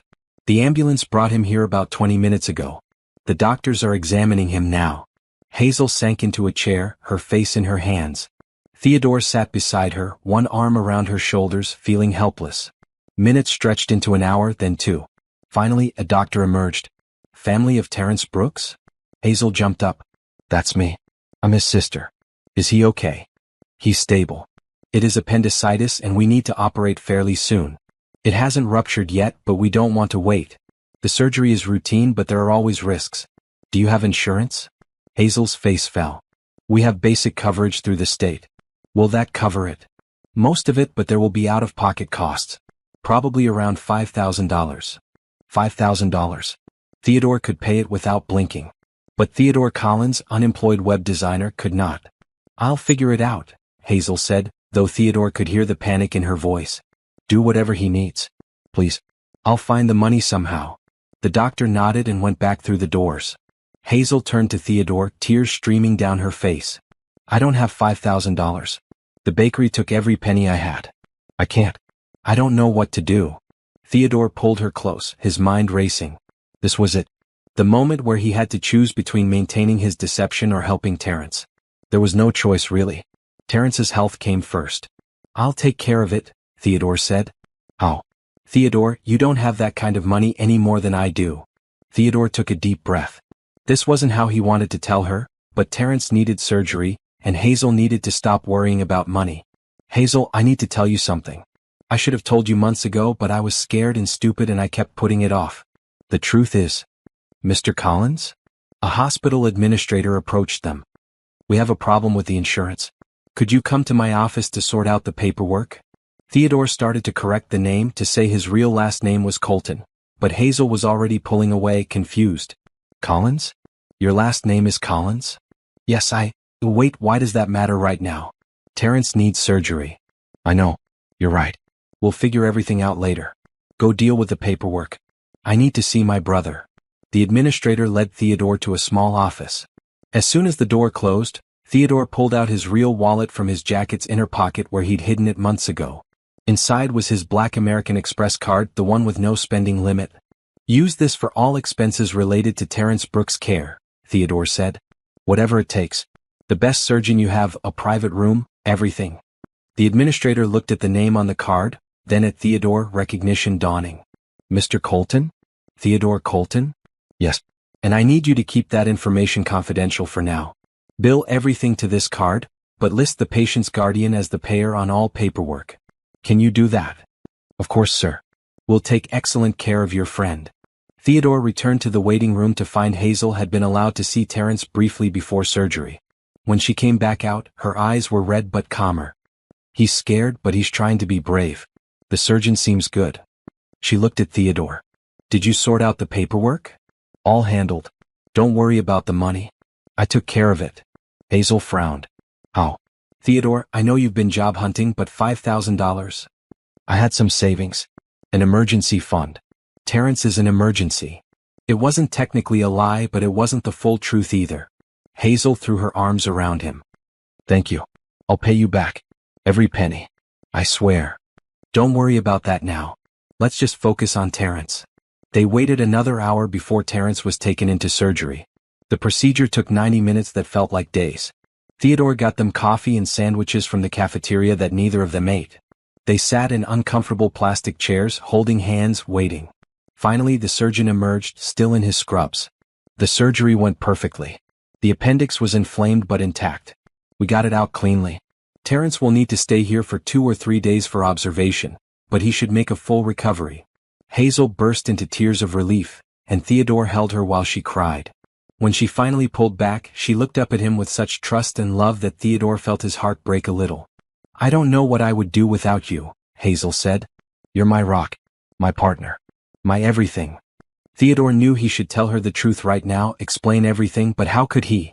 Her brother had just come out of surgery. She was emotionally exhausted. This wasn't the time. Tomorrow, he told himself. Or the next day, when Terrence was fully recovered. He'd find the right moment, the right words, the right way to explain that everything she thought she knew about him was a carefully constructed lie. But deep down, Theodore was starting to realize there might never be a right time. That any time would be the wrong time. That he'd waited too long and the deception had grown too large to ever properly undo. For now, though, he pushed those thoughts aside. Hazel needed him and he would be there for her. The truth could wait just a little bit longer. Would have to. Terrence spent 3 days in the hospital recovering from his appendectomy. Theodore visited every day after work, bringing the teenager books, downloading new games on his tablet, helping him keep up with schoolwork so he wouldn't fall behind. "You don't have to do all this," Terrence said on the second day, but he looked grateful.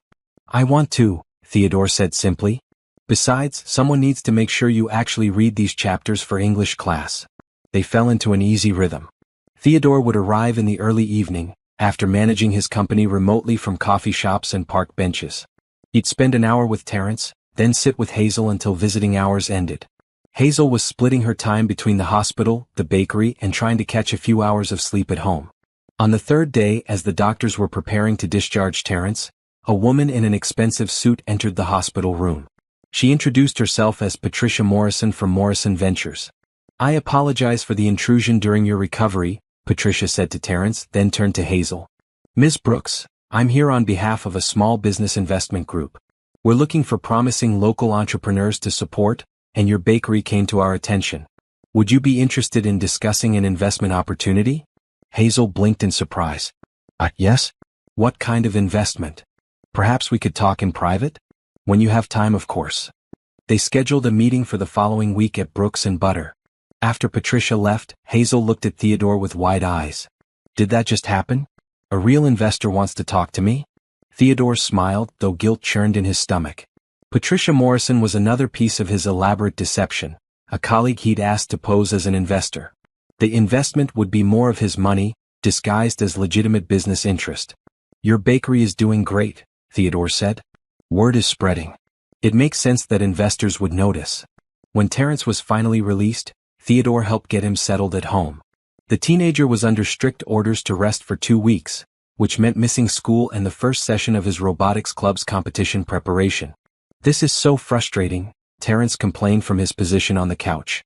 "We're supposed to start building our competition robot next week."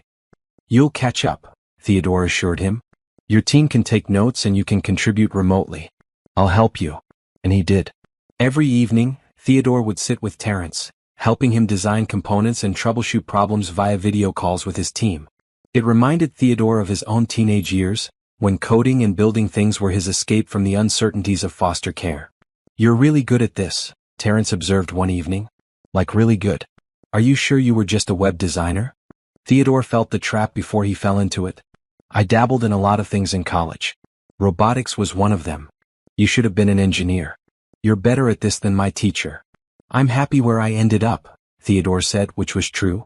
Despite the lies, despite the complications, being part of this family felt right in a way nothing else ever had. The meeting with Patricia Morrison took place on a Tuesday afternoon. Brooks and Butter was closed for its regular day off, giving them privacy. Hazel had dressed professionally, her business plan printed and organized in a folder. Theodore sat beside her, there for moral support. Patricia laid out an impressive-sounding proposal. Morrison Ventures wanted to invest $50,000 in exchange for a 20% stake in the business. They'd provide mentorship, help with expansion planning, and connect Hazel with suppliers and distributors. "This would allow you to scale much faster than you could on your own," Patricia explained. "We see real potential here. Brooks and Butter could be the first of several locations. Maybe even franchise opportunities down the line." Hazel's eyes shone with excitement, but Theodore could see her practical side engaging as well. What would I have to give up? Besides the 20% stake. Nothing in terms of control. You'd maintain full operational authority. We'd simply be partners, offering guidance when you want it and resources when you need them. After Patricia left, Hazel turned to Theodore. What do you think? Is this too good to be true? Theodore wanted to tell her yes, it was literally too good to be true because he'd orchestrated the entire thing. Instead, he reviewed the paperwork carefully, making a show of analyzing the terms. It seems legitimate, he said. The terms are actually quite generous. Most investors would want a larger stake or more control. But Hazel, you don't have to decide right now. Take some time to think about it. Are you kidding? This is incredible. With $50,000 I could expand the kitchen, hire more staff, maybe even start doing wholesale. This could change everything. She grabbed his hands. We could do this together. I want you to be part of it, officially. Not just as my boyfriend who helps out, but as a real partner. We could build something amazing. Theodore's heart swelled and broke at the same time. I'd love that. But Hazel, there's something I need to tell you first. About my past, about who I really am. Hazel's phone rang. She glanced at it and grimaced. It's Linda from the diner. I have to take this. She never calls unless it's important. She answered, listened, and her face fell. Oh no. Okay. Yes, I'll be there in 20 minutes. She ended the call and grabbed her jacket. Linda's mother had a stroke. She has to fly to Cleveland tonight. She's asking if I can cover her shifts for the next week, maybe 2. I can't say no, Theodore. She's been so good to me. Of course you can't. Go. We'll talk later. Hazel kissed him quickly and rushed out, leaving Theodore alone in the quiet bakery. He sat there for a long time, surrounded by the fruits of Hazel's hard work, knowing that most of her success was built on his lies. Richard had been right. This had gone too far. But Theodore couldn't see a way out now. If he told Hazel the truth, she'd realize the grant was him, the investment opportunity was him, probably even the scholarship for Terrence was him. She'd feel manipulated, controlled, like he'd been playing God with her life. But if he didn't tell her, the lies would keep compounding. Eventually she'd find out anyway. The longer he waited, the worse it would be. Over the next week, Hazel worked herself to exhaustion. She opened Brooks and Butter at 6 in the morning, worked until 2, then headed to Riverside Diner for the evening shift until midnight. Theodore tried to help by managing the bakery's late afternoon operations, serving the after-school crowd and handling cleanup. Terrence was finally back at school but still taking it easy. Theodore made sure the kid ate properly, helped with homework, and drove him to physical therapy appointments. They'd become close, and Theodore found himself thinking of Terrence as the little brother he'd never had. One evening, while waiting for Hazel to come home from her double shift, Terrence looked up from his calculus homework. Can I ask you something personal? Sure, Theodore said, though he felt immediately wary. What are your intentions with my sister? Theodore set down the dish he was washing. What do you mean? Are you serious about her? Because Hazel acts tough, but she's been through a lot. Our parents dying, having to raise me, working constantly just to keep us afloat. She doesn't let people in easily. But she let you in. So I need to know if you're going to stick around or if you're going to break her heart. The directness of the question caught Theodore off guard. This was a 16-year-old kid, but he was speaking with the protectiveness of someone much older. I love your sister, Theodore said honestly. I plan to stick around as long as she'll have me. Even though she's always working? Even though we don't have money? Even though dating her means dealing with me too? Especially because of all those things. Your sister is the strongest, most incredible person I've ever met. And you're a good kid who's going places. I'm lucky to be part of this family, not the other way around. Terrence studied him for a long moment, then nodded. Okay. Just don't hurt her. She pretends like she's fine with everything, but I hear her crying sometimes at night when she thinks I'm asleep. She worries about money, about me, about the future. She deserves someone who makes her feel safe. I'll do everything I can to make her feel safe, Theodore promised. And he meant it even as he knew his lies were the opposite of safe. They were a ticking time bomb. That weekend, Hazel finally had a day off from both jobs. She slept until noon, then woke up to find Theodore had cleaned the entire apartment and was making her favorite breakfast. What's all this? She asked, padding into the kitchen in her pajamas. You've been working too hard. I wanted to do something nice. They ate together, and Theodore watched the tension slowly leave Hazel's shoulders. After breakfast, she curled up next to him on the couch. I've been thinking about Patricia's investment offer, Hazel said. I want to accept it. With that money and Linda's shifts, I can save up enough to hire a full-time assistant manager. That would free up my time to focus on growth. Maybe by next year we could look at a second location. That's a great plan. And I want you to be my official business partner. Not just someone who helps out but listed on all the paperwork. We could do a 60-40 split with you having 40%. You've put in so much work already and you have all the business knowledge I need. What do you think? Theodore's chest tightened. She was offering him a real partnership in something she'd built, something that only existed because of his manipulation. How could he accept that? Hazel, I can't take 40% of your business.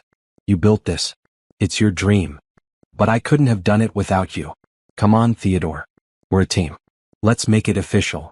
Before Theodore could respond, his phone rang. Richard. The call he'd been dreading. I'm sorry, I have to take this, Theodore said, stepping into the bedroom. Theo, we have a major problem, Richard said urgently. The Forbes issue hits newsstands tomorrow. The one with your profile. They moved up the publication date because of some tech industry scandal they wanted to include. Your face is going to be on the cover, listed as one of the top 10 CEOs under 40. It's going to be everywhere. Theodore's blood ran cold. Can we stop it? It's already printed. There's no stopping it now. You need to tell Hazel today. Right now. Before she sees it and finds out some other way. Theodore ended the call and stood there, staring at his reflection in the bedroom mirror. This was it. The moment he'd been dreading and postponing for months. There was no more time. No more excuses. He walked back into the living room where Hazel was scrolling through her phone, probably looking at bakery suppliers. She looked up and smiled, and Theodore memorized that smile, afraid it might be the last time he'd see it. Hazel, we need to talk. It's important. She set down her phone, concern crossing her face. What's wrong? You look serious. Theodore sat down across from her and took a deep breath. There's something I need to tell you. Something I should have told you months ago, but I was too scared and too stupid to be honest. And now it's gotten so complicated that I don't know how to explain it without you hating me. Theodore, you're scaring me. What is it? My name isn't Theodore Collins, he started. I mean, it is Theodore, but my last name is Colton. And I'm not a struggling freelance web designer. I'm the CEO of Colton Technologies. I have a net worth of about $3 billion. I've been lying to you since the day we met. Hazel stared at him, not comprehending. What are you talking about? The night my credit card was declined at the diner, that was a test. I've been pretending to be broke for 2 years, testing women to see if they'd love me for who I am rather than what I have. You were number 25. And when you paid for my meal without hesitation, when you showed me kindness without expecting anything in return, I knew you were different. But instead of telling you the truth, I kept lying. I kept testing. I wanted to make absolutely sure. You've been lying to me for months? Hazel's voice was quiet, dangerous. About who you are. About your whole life. Yes. And it gets worse. The grant you received? That was me. The investment opportunity? Also me. Terrence's robotics camp scholarship? Me. The reason your bakery has been so successful? Because I've been manipulating everything behind the scenes to ensure it. Hazel stood up abruptly, her face pale. You've been controlling my life? Making me think I was succeeding on my own when it was all you? No, Hazel, you are succeeding on your own. Your talent is real. Your hard work is real. I just made sure you had the opportunities you deserved. You made sure. Hazel's voice rose. You don't get to decide what I deserve. You don't get to play God with my life and then act like you were doing me a favor. I know how it sounds, but I love you. That part was never a lie. Everything I feel for you is completely real. How can I believe that when everything else was fake? Our whole relationship is built on lies, Theodore. Or should I call you Mr. Colton? I don't even know who you really are. I'm the same person. The person who helped Terrence with his homework, who sits with you at the bakery, who loves you more than anything. That person is real. Hazel laughed bitterly. The person who moved into my apartment pretending to need help with rent? The person who let me worry about money while sitting on billions of dollars? The person who watched me work myself to exhaustion and never once thought to just be honest. I wanted to tell you so many times. I almost did several times. But I was terrified of losing you. So instead you kept lying. For months. While I fell in love with someone who doesn't even exist. Tears were streaming down Hazel's face now. I trusted you. I told you things I've never told anyone. I let you into my life, into my family. And all of it was based on a lie. Not all of it. My feelings for you are real. The way I feel about Terrence is real. The life we were building. We weren't building anything, Hazel cut him off. You were building a fantasy where you got to play pretend, and I was just your unknowing co-star. Did you enjoy it? Watching me struggle while you knew you could fix everything with a phone call? It wasn't like that. Then what was it like? Explain to me how any of this was okay. Theodore tried to find the words, but they all sounded hollow. I thought I was protecting myself. After my divorce, after being used for my money so many times, I just wanted to know that someone could love me for me. So you lied to find true love? Do you hear how messed up that is? Hazel wrapped her arms around herself. You know what the worst part is? I would have loved you anyway.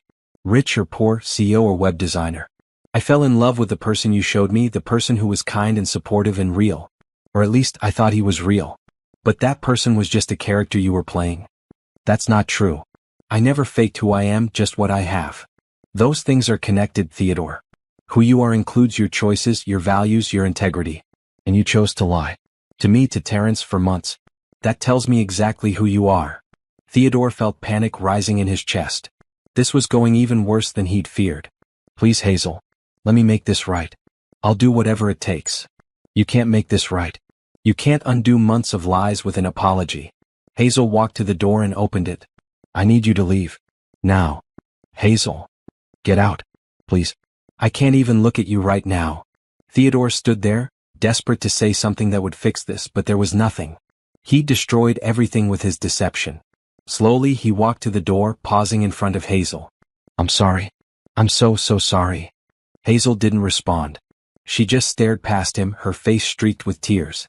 Theodore left the apartment, hearing the door close firmly behind him. He stood in the hallway feeling like his world had just ended. And maybe it had.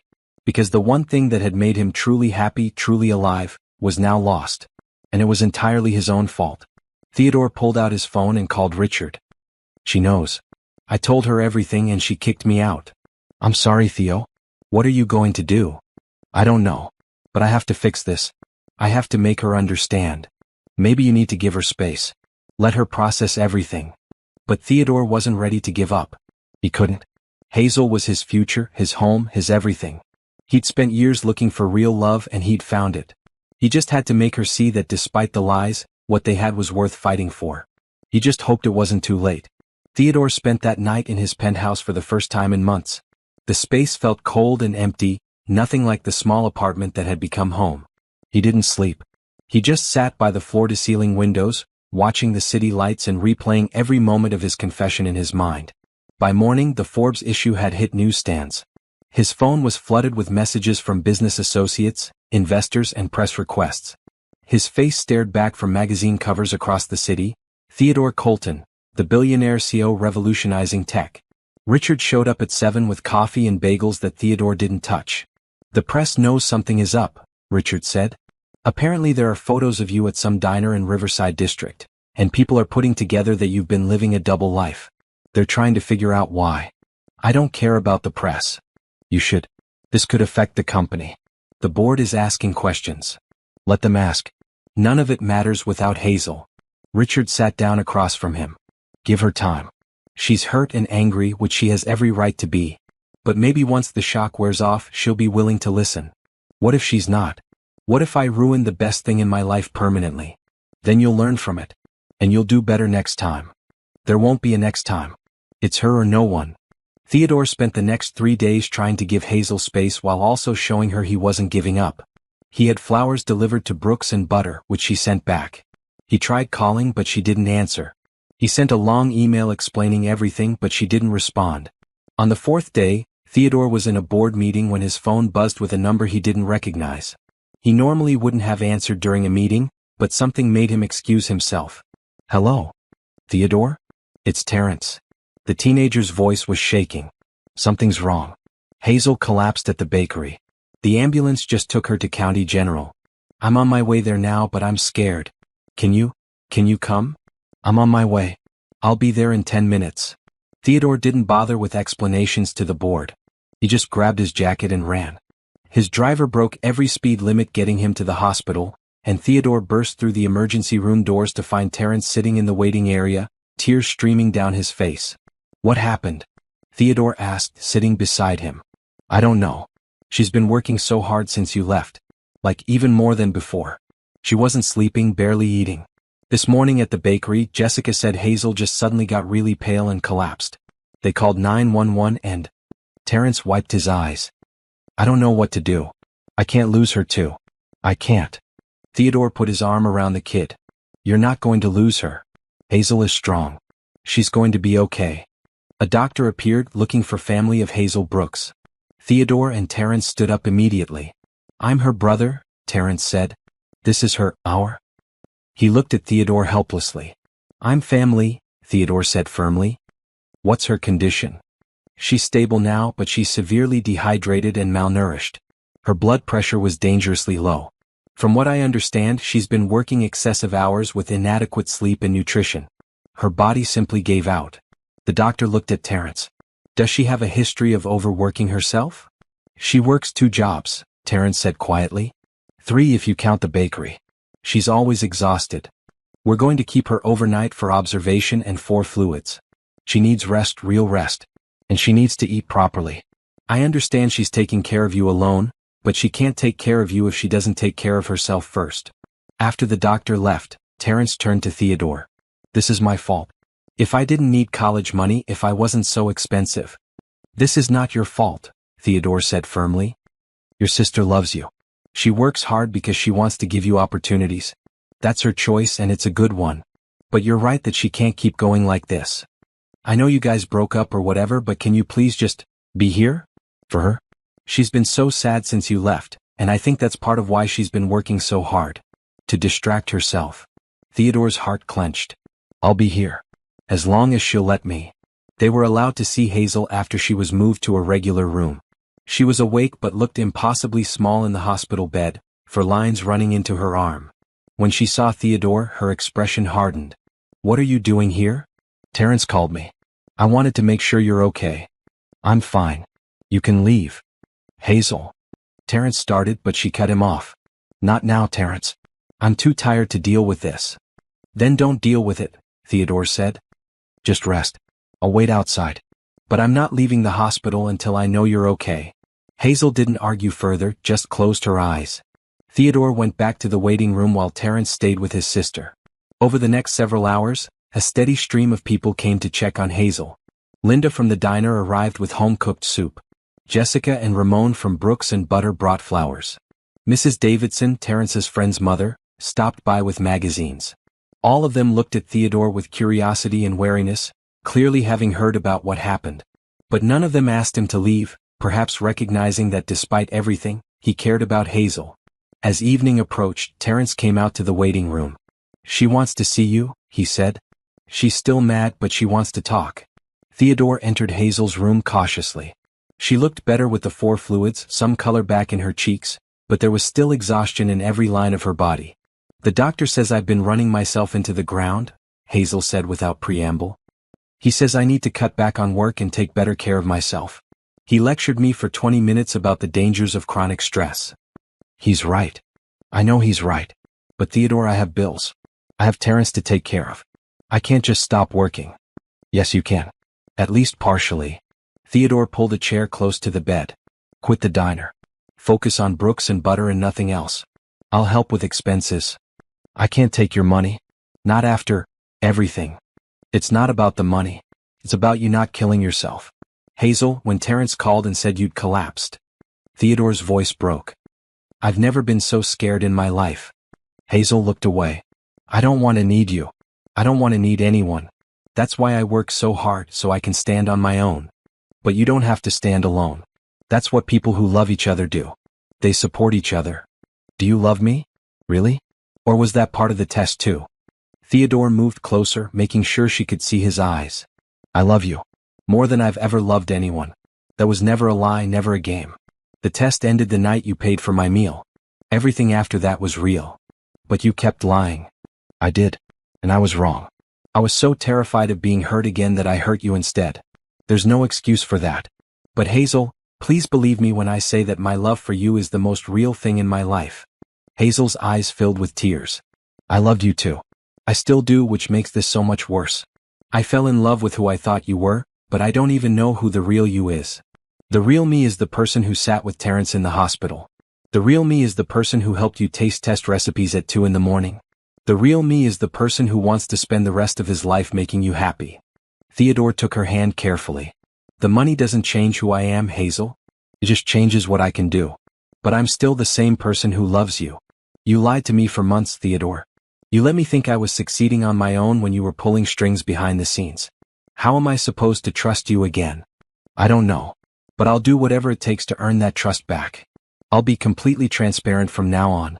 No more secrets, no more tests, just honesty. Give me a chance to prove that the person you fell in love with is real. Hazel closed her eyes, tears slipping down her cheeks. I'm too tired to make any decisions right now. I just want to sleep. Then sleep. I'll be here when you wake up. Theodore, I don't think. I'll be in the waiting room. Not going anywhere. Just in case you need anything. Theodore left the room and returned to the waiting area. Terrence was texting someone, probably his friends, updating them on Hazel's condition. Is she okay? The teenager asked. She will be. But she needs rest, real rest. And she needs to stop working herself into the ground. Can you help her do that? Even if you guys aren't together anymore? Theodore looked at this kid who'd become like a brother to him. I'll always help her. Always. That's not going to change no matter what happens between us. Terrence nodded. Good. Because she needs you. She won't admit it, but she does. They spent the night at the hospital. Theodore dozed in uncomfortable waiting room chairs, checking on Hazel every few hours. Each time she was sleeping, the fore doing its work, restoring what weeks of overwork had depleted. In the morning, the doctor cleared Hazel to go home with strict instructions. No work for a week, reduced hours after that, proper meals and sleep, follow-up appointments to check her stress levels. Someone needs to make sure she follows these instructions, the doctor said, looking between Theodore and Terrence. She has a tendency to ignore medical advice. I'll make sure, Terrence said. I'll watch her like a hawk. Good man. The doctor turned to Theodore.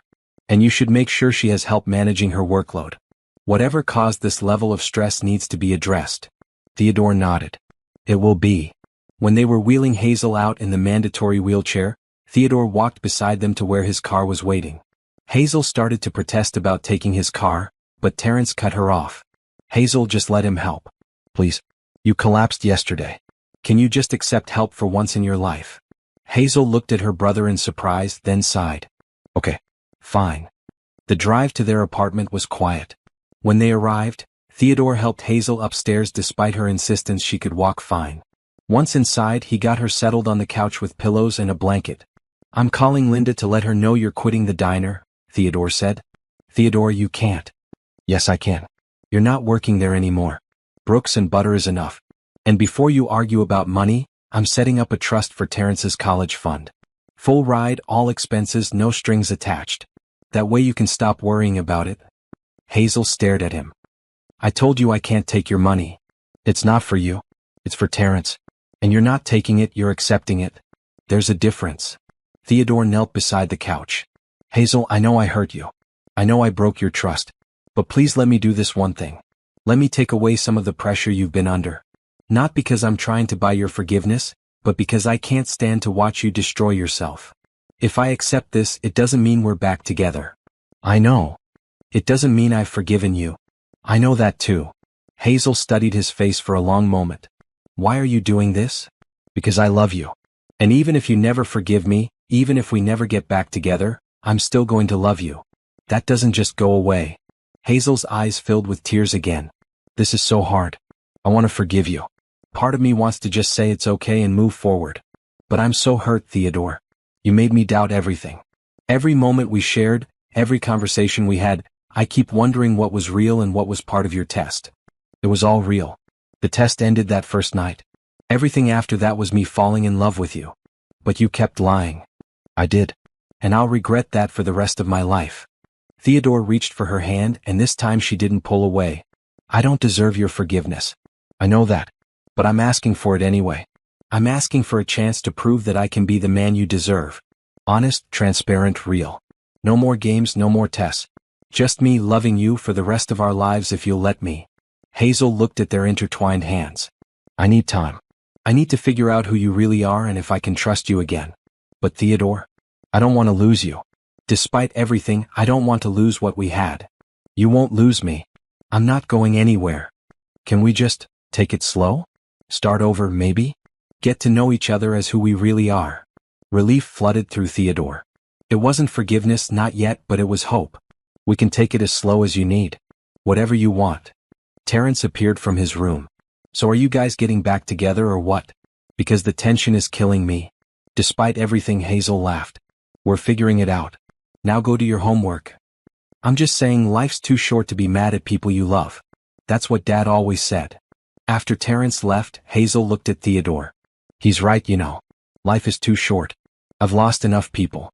I don't want to lose you too, even if you did lie to me for months. I'm going to spend the rest of my life making it up to you. That's a long time. I'm counting on it. They sat together on the couch, not quite back to where they'd been, but not as far apart as they'd been either.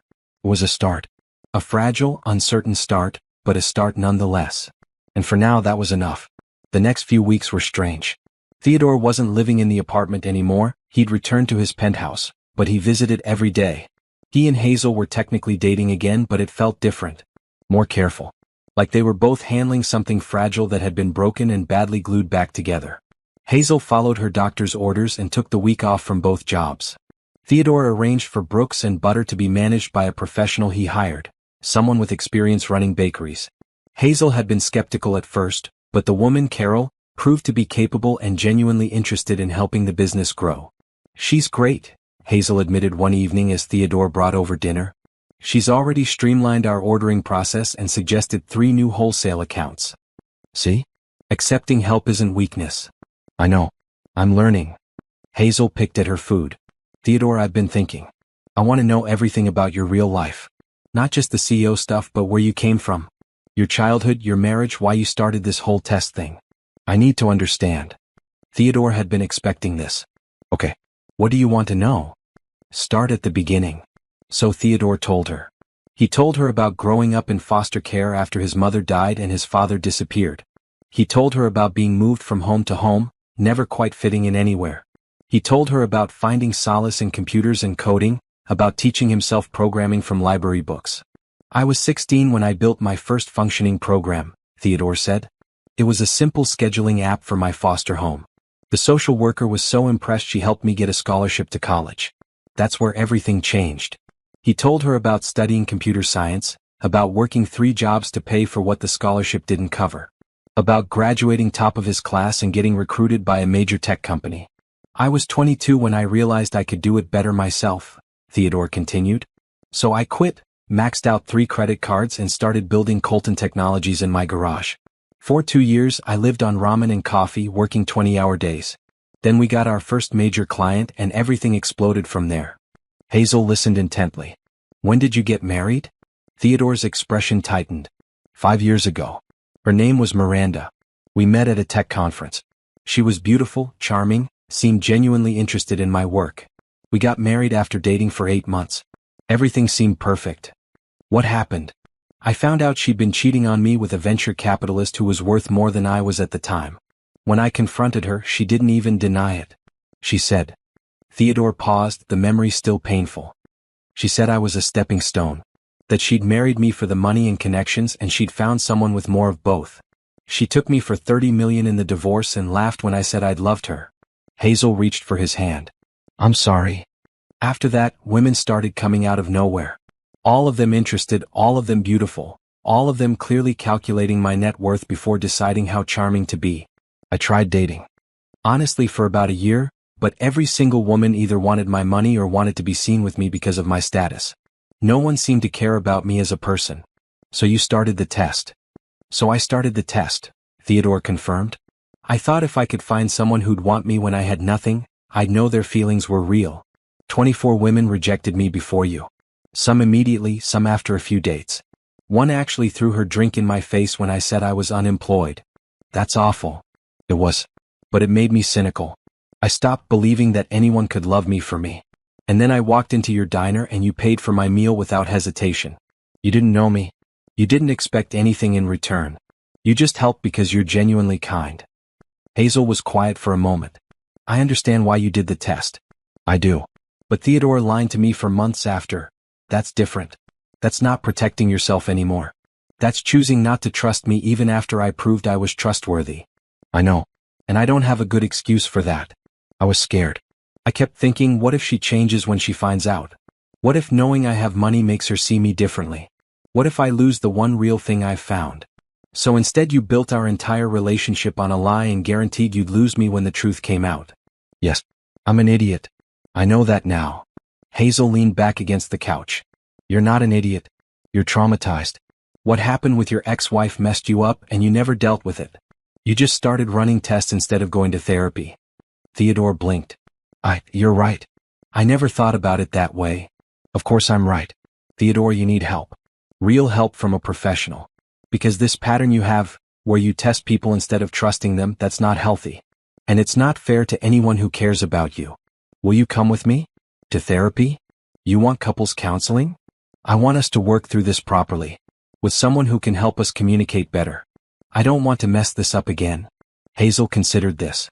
Okay. But I'm also going to therapy on my own. Because apparently I have a habit of working myself into the ground to avoid dealing with my feelings, and that's not healthy either. We're quite a pair. We are. Hazel squeezed his hand. But Theodore, I need you to understand something. If we're going to make this work, there can't be any more secrets. None.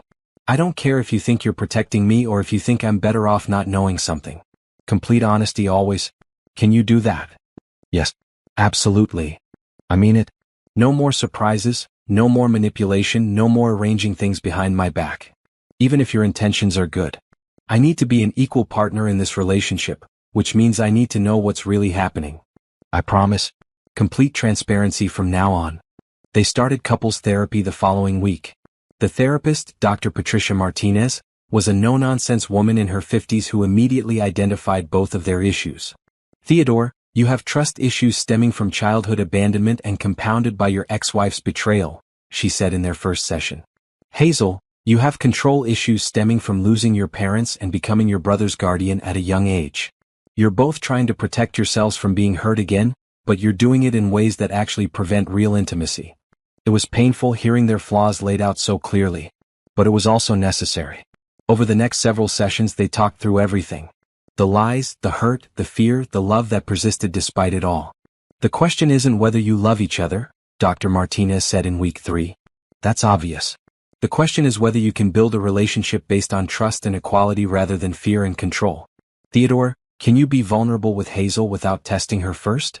Hazel, can you accept help without seeing it as weakness? I want to, Theodore said. I want to trust completely. Me too, Hazel added. I'm tired of doing everything alone. Then you both have work to do. Together and individually. Meanwhile, life went on. Brooks and Butter continued to thrive under Carol's management. Terrence got his college acceptance letters, including one from MIT with a full scholarship, which Theodore had arranged through legitimate channels this time, based on Terrence's actual merits. Theodore slowly reintegrated into Hazel's life, but differently this time. He was honest about his wealth, his business, his responsibilities. He invited her to his penthouse, showed her his real world. He introduced her to Richard and to his board members. He made sure she understood exactly who Theodore Colton was, beyond the web designer persona she'd known. This is overwhelming, Hazel admitted the first time she visited his penthouse. She stood by the floor-to-ceiling windows looking out at the city. Your home is bigger than my entire apartment building. It's just a space. It doesn't mean anything without people to share it with. I was miserable here before I met you. What about now? Theodore wrapped his arms around her from behind. Now I have hope. Hope that someday you'll forgive me completely. Hope that we can build something real together. I'm getting there, Hazel said softly. It's not easy, but I'm getting there. One evening, about 2 months after the truth came out, Theodore took Hazel to dinner at a small Italian restaurant. Not Rossini's, not anywhere fancy. Just a local place with good food and honest prices. Why here? Hazel asked. Because I don't want to impress you with money. I want to just be with you like a normal couple, eating normal food and talking about normal things. They did exactly that. They talked about Terrence's upcoming graduation, about Brooks and Butter's expansion plans, about a documentary they both wanted to watch. They didn't talk about Theodore's company or Hazel's exhausting schedule or the complicated path that had brought them together. Walking back to Hazel's apartment afterward, Theodore said, I have something to ask you. And I need you to know that I'm asking as myself, as the real me, with complete honesty. Hazel stopped walking. Okay. I want to invest in Brooks and Butter. Not secretly, not through shell companies, but openly as Theodore Colton. I want to be your business partner for real. Equal partnership, all decisions made together, complete transparency about finances and strategy. I'm not trying to control anything. I just want to help you build your dream, and I want us to do it together. Why? Because I believe in you. Because Brooks and Butter is amazing and deserves to grow. Because working alongside you, being part of something you're passionate about, makes me happier than running my tech company ever has. And because I love you and I want to build a future with you. Hazel looked up at him, searching his face. If I say yes, it's because I trust you, not because I need the money. Carol says we're doing fine financially. We don't need investment. I know. But you could do more with investment. Faster growth, more locations, better equipment. Not because you need it, but because it would help you achieve your vision. And you'd really be an equal partner? No secret manipulation, no controlling things from behind the scenes. Equal partnership. I promise. We make all decisions together. I'll teach you everything I know about business, and you'll teach me everything you know about baking. We'll figure it out together. Hazel was quiet for a long moment. Then she nodded. Okay. Yes. Let's be real partners. Theodore felt relief and joy wash over him. Really? Really? But Theodore, if you lie to me again, if you do anything behind my back, that's it. I'll walk away and never look back. I mean that. I understand. Complete honesty. Always. I promise. They kissed there on the sidewalk, and it felt different from all their previous kisses. It felt like a beginning instead of a continuation. Like they were finally starting on honest ground. Back at the apartment, Terrence looked up from his homework. So are you guys officially back together now? Because I'd really like to know if I should stop walking on eggshells around here. Hazel laughed. Yes, we're officially back together. You can relax. Thank God. The tension was killing me. Terrence grinned at Theodore. Welcome back. But if you hurt her again, I'll hack your company's mainframe. He absolutely could do it too, Hazel said. MIT's best. I'll keep that in mind, Theodore said, ruffling Terrence's hair. How about I order pizza to celebrate? Now you're talking. That night, after pizza and bad movies and Terrence finally going to bed, Hazel and Theodore sat together on the couch. The same lumpy couch Theodore had slept on for weeks, pretending to be someone he wasn't. I missed this, Hazel said, leaning against him. Just being together without all the drama and hurt. Me too. Theodore kissed the top of her head. I know I've said it before, but I really am sorry. For all of it. You deserved honesty from the beginning. You're right, I did. But Theodore, I'm choosing to move forward, not stay stuck in the past. Yes, you lied. Yes, it hurt. But you also showed up when I needed you. You're helping Terrence achieve his dreams. You saved my life when I collapsed. And you're willing to do the hard work to make this relationship real. That has to count for something. It does. And I'm going to spend every day earning your trust. I know you will. Hazel tilted her face up to kiss him. And I'm going to work on letting you in completely, on accepting help without seeing it as failure. We're both going to do better. Together. Together. They sat in comfortable silence, and Theodore realized something. This small apartment, with its lumpy couch and second-hand furniture and sounds of the city outside, felt more like home than his penthouse ever had. Not because of the space, but because of the people in it. Hazel and Terrence had become his family. The first real family he'd had since his mother died. And he wasn't going to lose that. Not to his own fears, not to his past trauma, not to anything. He'd found something real. Finally, actually real. And he was going to hold on to it with everything he had. Outside, the city hummed with life. Brooks and Butter sat quiet and dark, waiting for tomorrow's customers. Theodore's company continued operating, making money he didn't need but provided security he craved. Terrence's future waited, bright and full of promise. But in this moment, in this apartment, with Hazel in his arms and trust slowly rebuilding between them, Theodore Colton had everything he'd been searching for all along. And this time he wasn't going to let it go. 6 months later, Hazel stood in front of the second location of Brooks and Butter, watching workers hang the sign.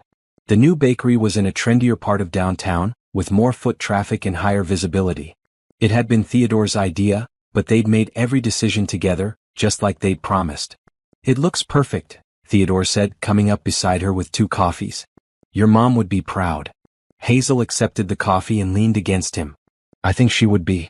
Though she'd probably say I was being too ambitious, opening a second location so soon. Your mom didn't know about me. With proper investment and management, there's no reason Brooks and Butter can't become a regional brand. Maybe even national someday. One step at a time, Colton. Let's make sure this location works first.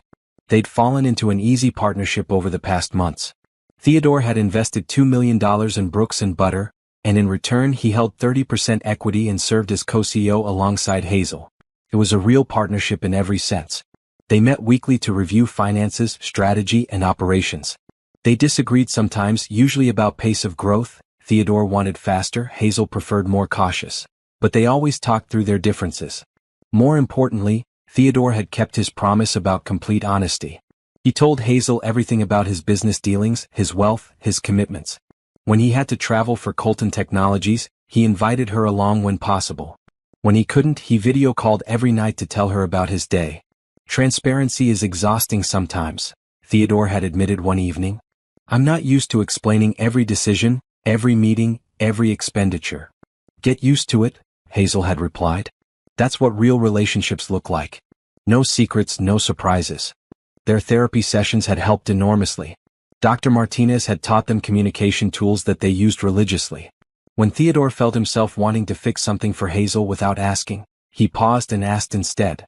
When Hazel felt herself pulling away or trying to handle everything alone, she forced herself to reach out for help.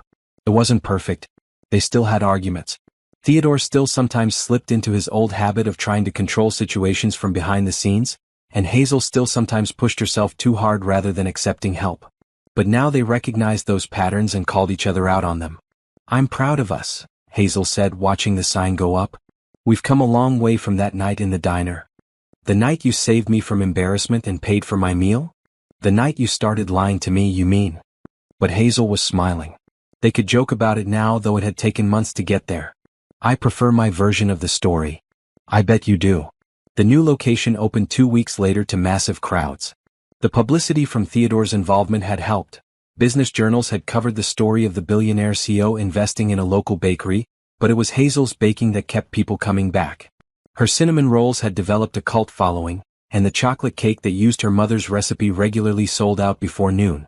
Terrence, now graduated and preparing to start at MIT in the fall, had become the unofficial social media manager for Brooks and Butter. His posts and videos had gone viral several times, bringing in customers from across the region. You're a natural entrepreneur, Theodore told the kid one evening at dinner. Ever thought about business school after your engineering degree? Maybe. But right now I'm just excited to finally be going to college. And to stop being the third wheel at family dinners. Terrence grinned. You guys are getting really obvious about the whole being in love thing. We're not that obvious, Hazel protested. You literally just fed him a bite of your dessert. You never share food. Theodore laughed. He's got you there. These dinners had become a weekly tradition. Every Sunday the three of them gathered at Theodore's penthouse or Hazel's apartment. They'd moved to a bigger place but kept it modest, and cooked together. It was family time, real family time, and Theodore treasured it. One Sunday, about 8 months after the truth came out, Theodore made an announcement over dessert. I'm stepping down as CEO of Colton Technologies. Both Hazel and Terrence stared at him. What? Hazel said. What? I thought you loved that company. I built it and I'm proud of what it's become. But I don't love running it anymore. I haven't for a while.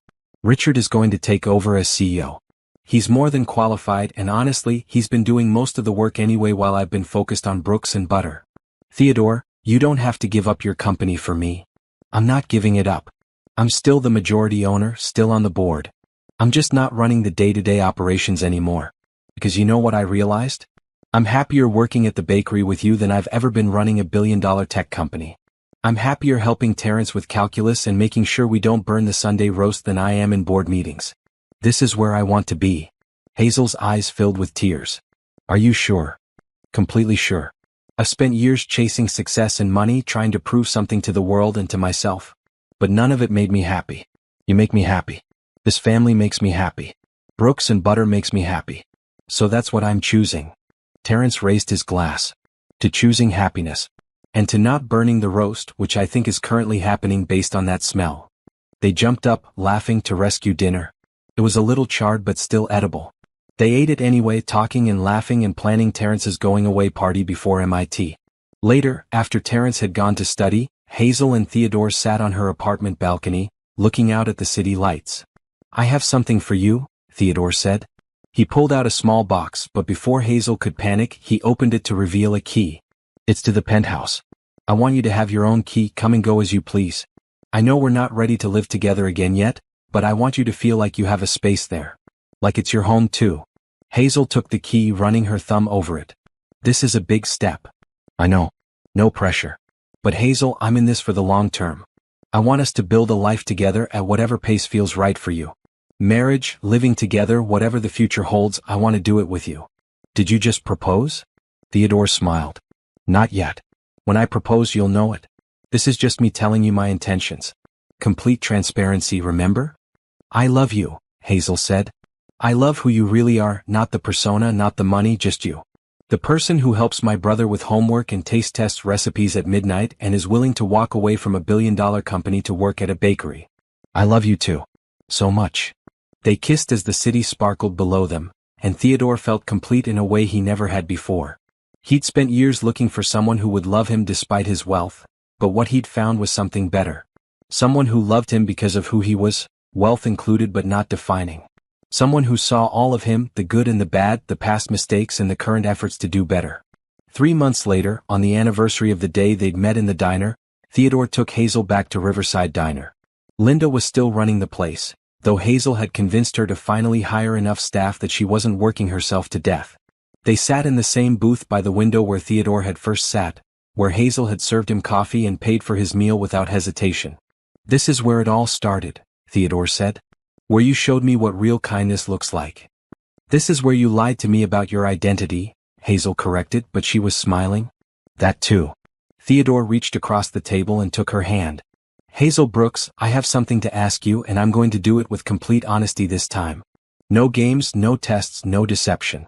Just the truth. He slid out of the booth and knelt beside the table. Hazel's eyes went wide as he pulled out a ring box. The truth is that you're the best thing that ever happened to me. The truth is that I love you more than I thought it was possible to love anyone. The truth is that I want to spend the rest of my life making you happy, supporting your dreams, and being your equal partner in everything. Will you marry me? Hazel was crying now, but she was also laughing. You're proposing in the diner where we met? That's actually perfect. Is that a yes? That's a yes. Absolutely yes. Theodore slipped the ring onto her finger, and the entire diner burst into applause. Theodore realized that the restaurant was full of familiar faces. Terrence was there holding up his phone to record. Richard and Carol were there. Jessica and Ramon from the bakery. Linda behind the counter. Even Mrs. Davidson and some of Terrence's friends. Did you plan this? Hazel asked. I wanted everyone who loves you to be here. Is that okay? It's more than okay. It's perfect. They kissed while everyone cheered, and Theodore felt like his journey had finally come full circle. He'd started with a test, looking for someone who would love him without his money. But what he'd found was someone who loved him completely, money and all, flaws and strengths, past mistakes and current growth. Hazel had taught him that love wasn't about tests or tricks or protection. It was about vulnerability and honesty and showing up for each other, even when it was hard. Especially when it was hard. I have one condition, Hazel said as they sat back down, her new ring catching the light. Name it. Complete honesty. Always. Forever. No more secrets, no more lies, no more tests. If we're doing this, we're doing it for real. Deal. I wouldn't want it any other way. They celebrated that night with everyone they loved. Terrence gave an embarrassingly heartfelt toast about how Theodore had become like a brother to him. Richard joked about how Theodore had driven him crazy during the whole deception period. Linda presented them with a special dessert, saying it was on the house, just like that first meal had been. As the party wound down and people started leaving, Hazel and Theodore found themselves alone at their booth once more. You know what I was thinking about earlier? Hazel said. That night you came in here with your declined credit card, I almost didn't pay for your meal. I was so tired and $10 was a lot for me back then. I almost just told you to wash dishes or something. Really? Really? But then I saw your face, how embarrassed you were, and I remembered what my mom used to say. That kindness costs nothing but can mean everything. So I paid, never imagining it would lead to this. I'm glad you did. Though I probably deserve to wash dishes after everything I put you through. Maybe. But you've more than made up for it. Hazel squeezed his hand. You came back, Theodore. After I kicked you out, after I said all those angry things, you came back and did the hard work to make things right. That means something. I'd come back 1,000 times. For you, I'd do anything. I know. And that's why I said yes. They left the diner hand in hand, walking out into the cool night air. The city hummed around them, full of life and possibility. Brooks and Butter sat dark a few blocks away, ready for tomorrow's customers. Terrence was heading home to pack for MIT. Theodore's penthouse waited, now truly a home because Hazel would be there. Everything had worked out. Not perfectly, not easily, but authentically. And that was better than any test Theodore could have designed. Because real love wasn't about perfect circumstances or ideal situations. It was about two imperfect people choosing each other, every single day despite the difficulties. It was about forgiveness and growth and building something together from honest foundations. Theodore Colton had spent years looking for someone to pass his test. But in the end, Hazel Brooks had tested him in ways he never expected. She'd tested his willingness to be vulnerable, to be honest, to put someone else's needs above his own fears. She'd tested whether he could love without controlling, trust without testing, give without manipulation. And he'd passed. Eventually. Imperfectly. But he'd passed. Now, walking through the city with his fiancée, Theodore felt something he hadn't felt in years. Peace. Not the fragile, suspicious peace of someone always waiting for the other shoe to drop, but genuine peace.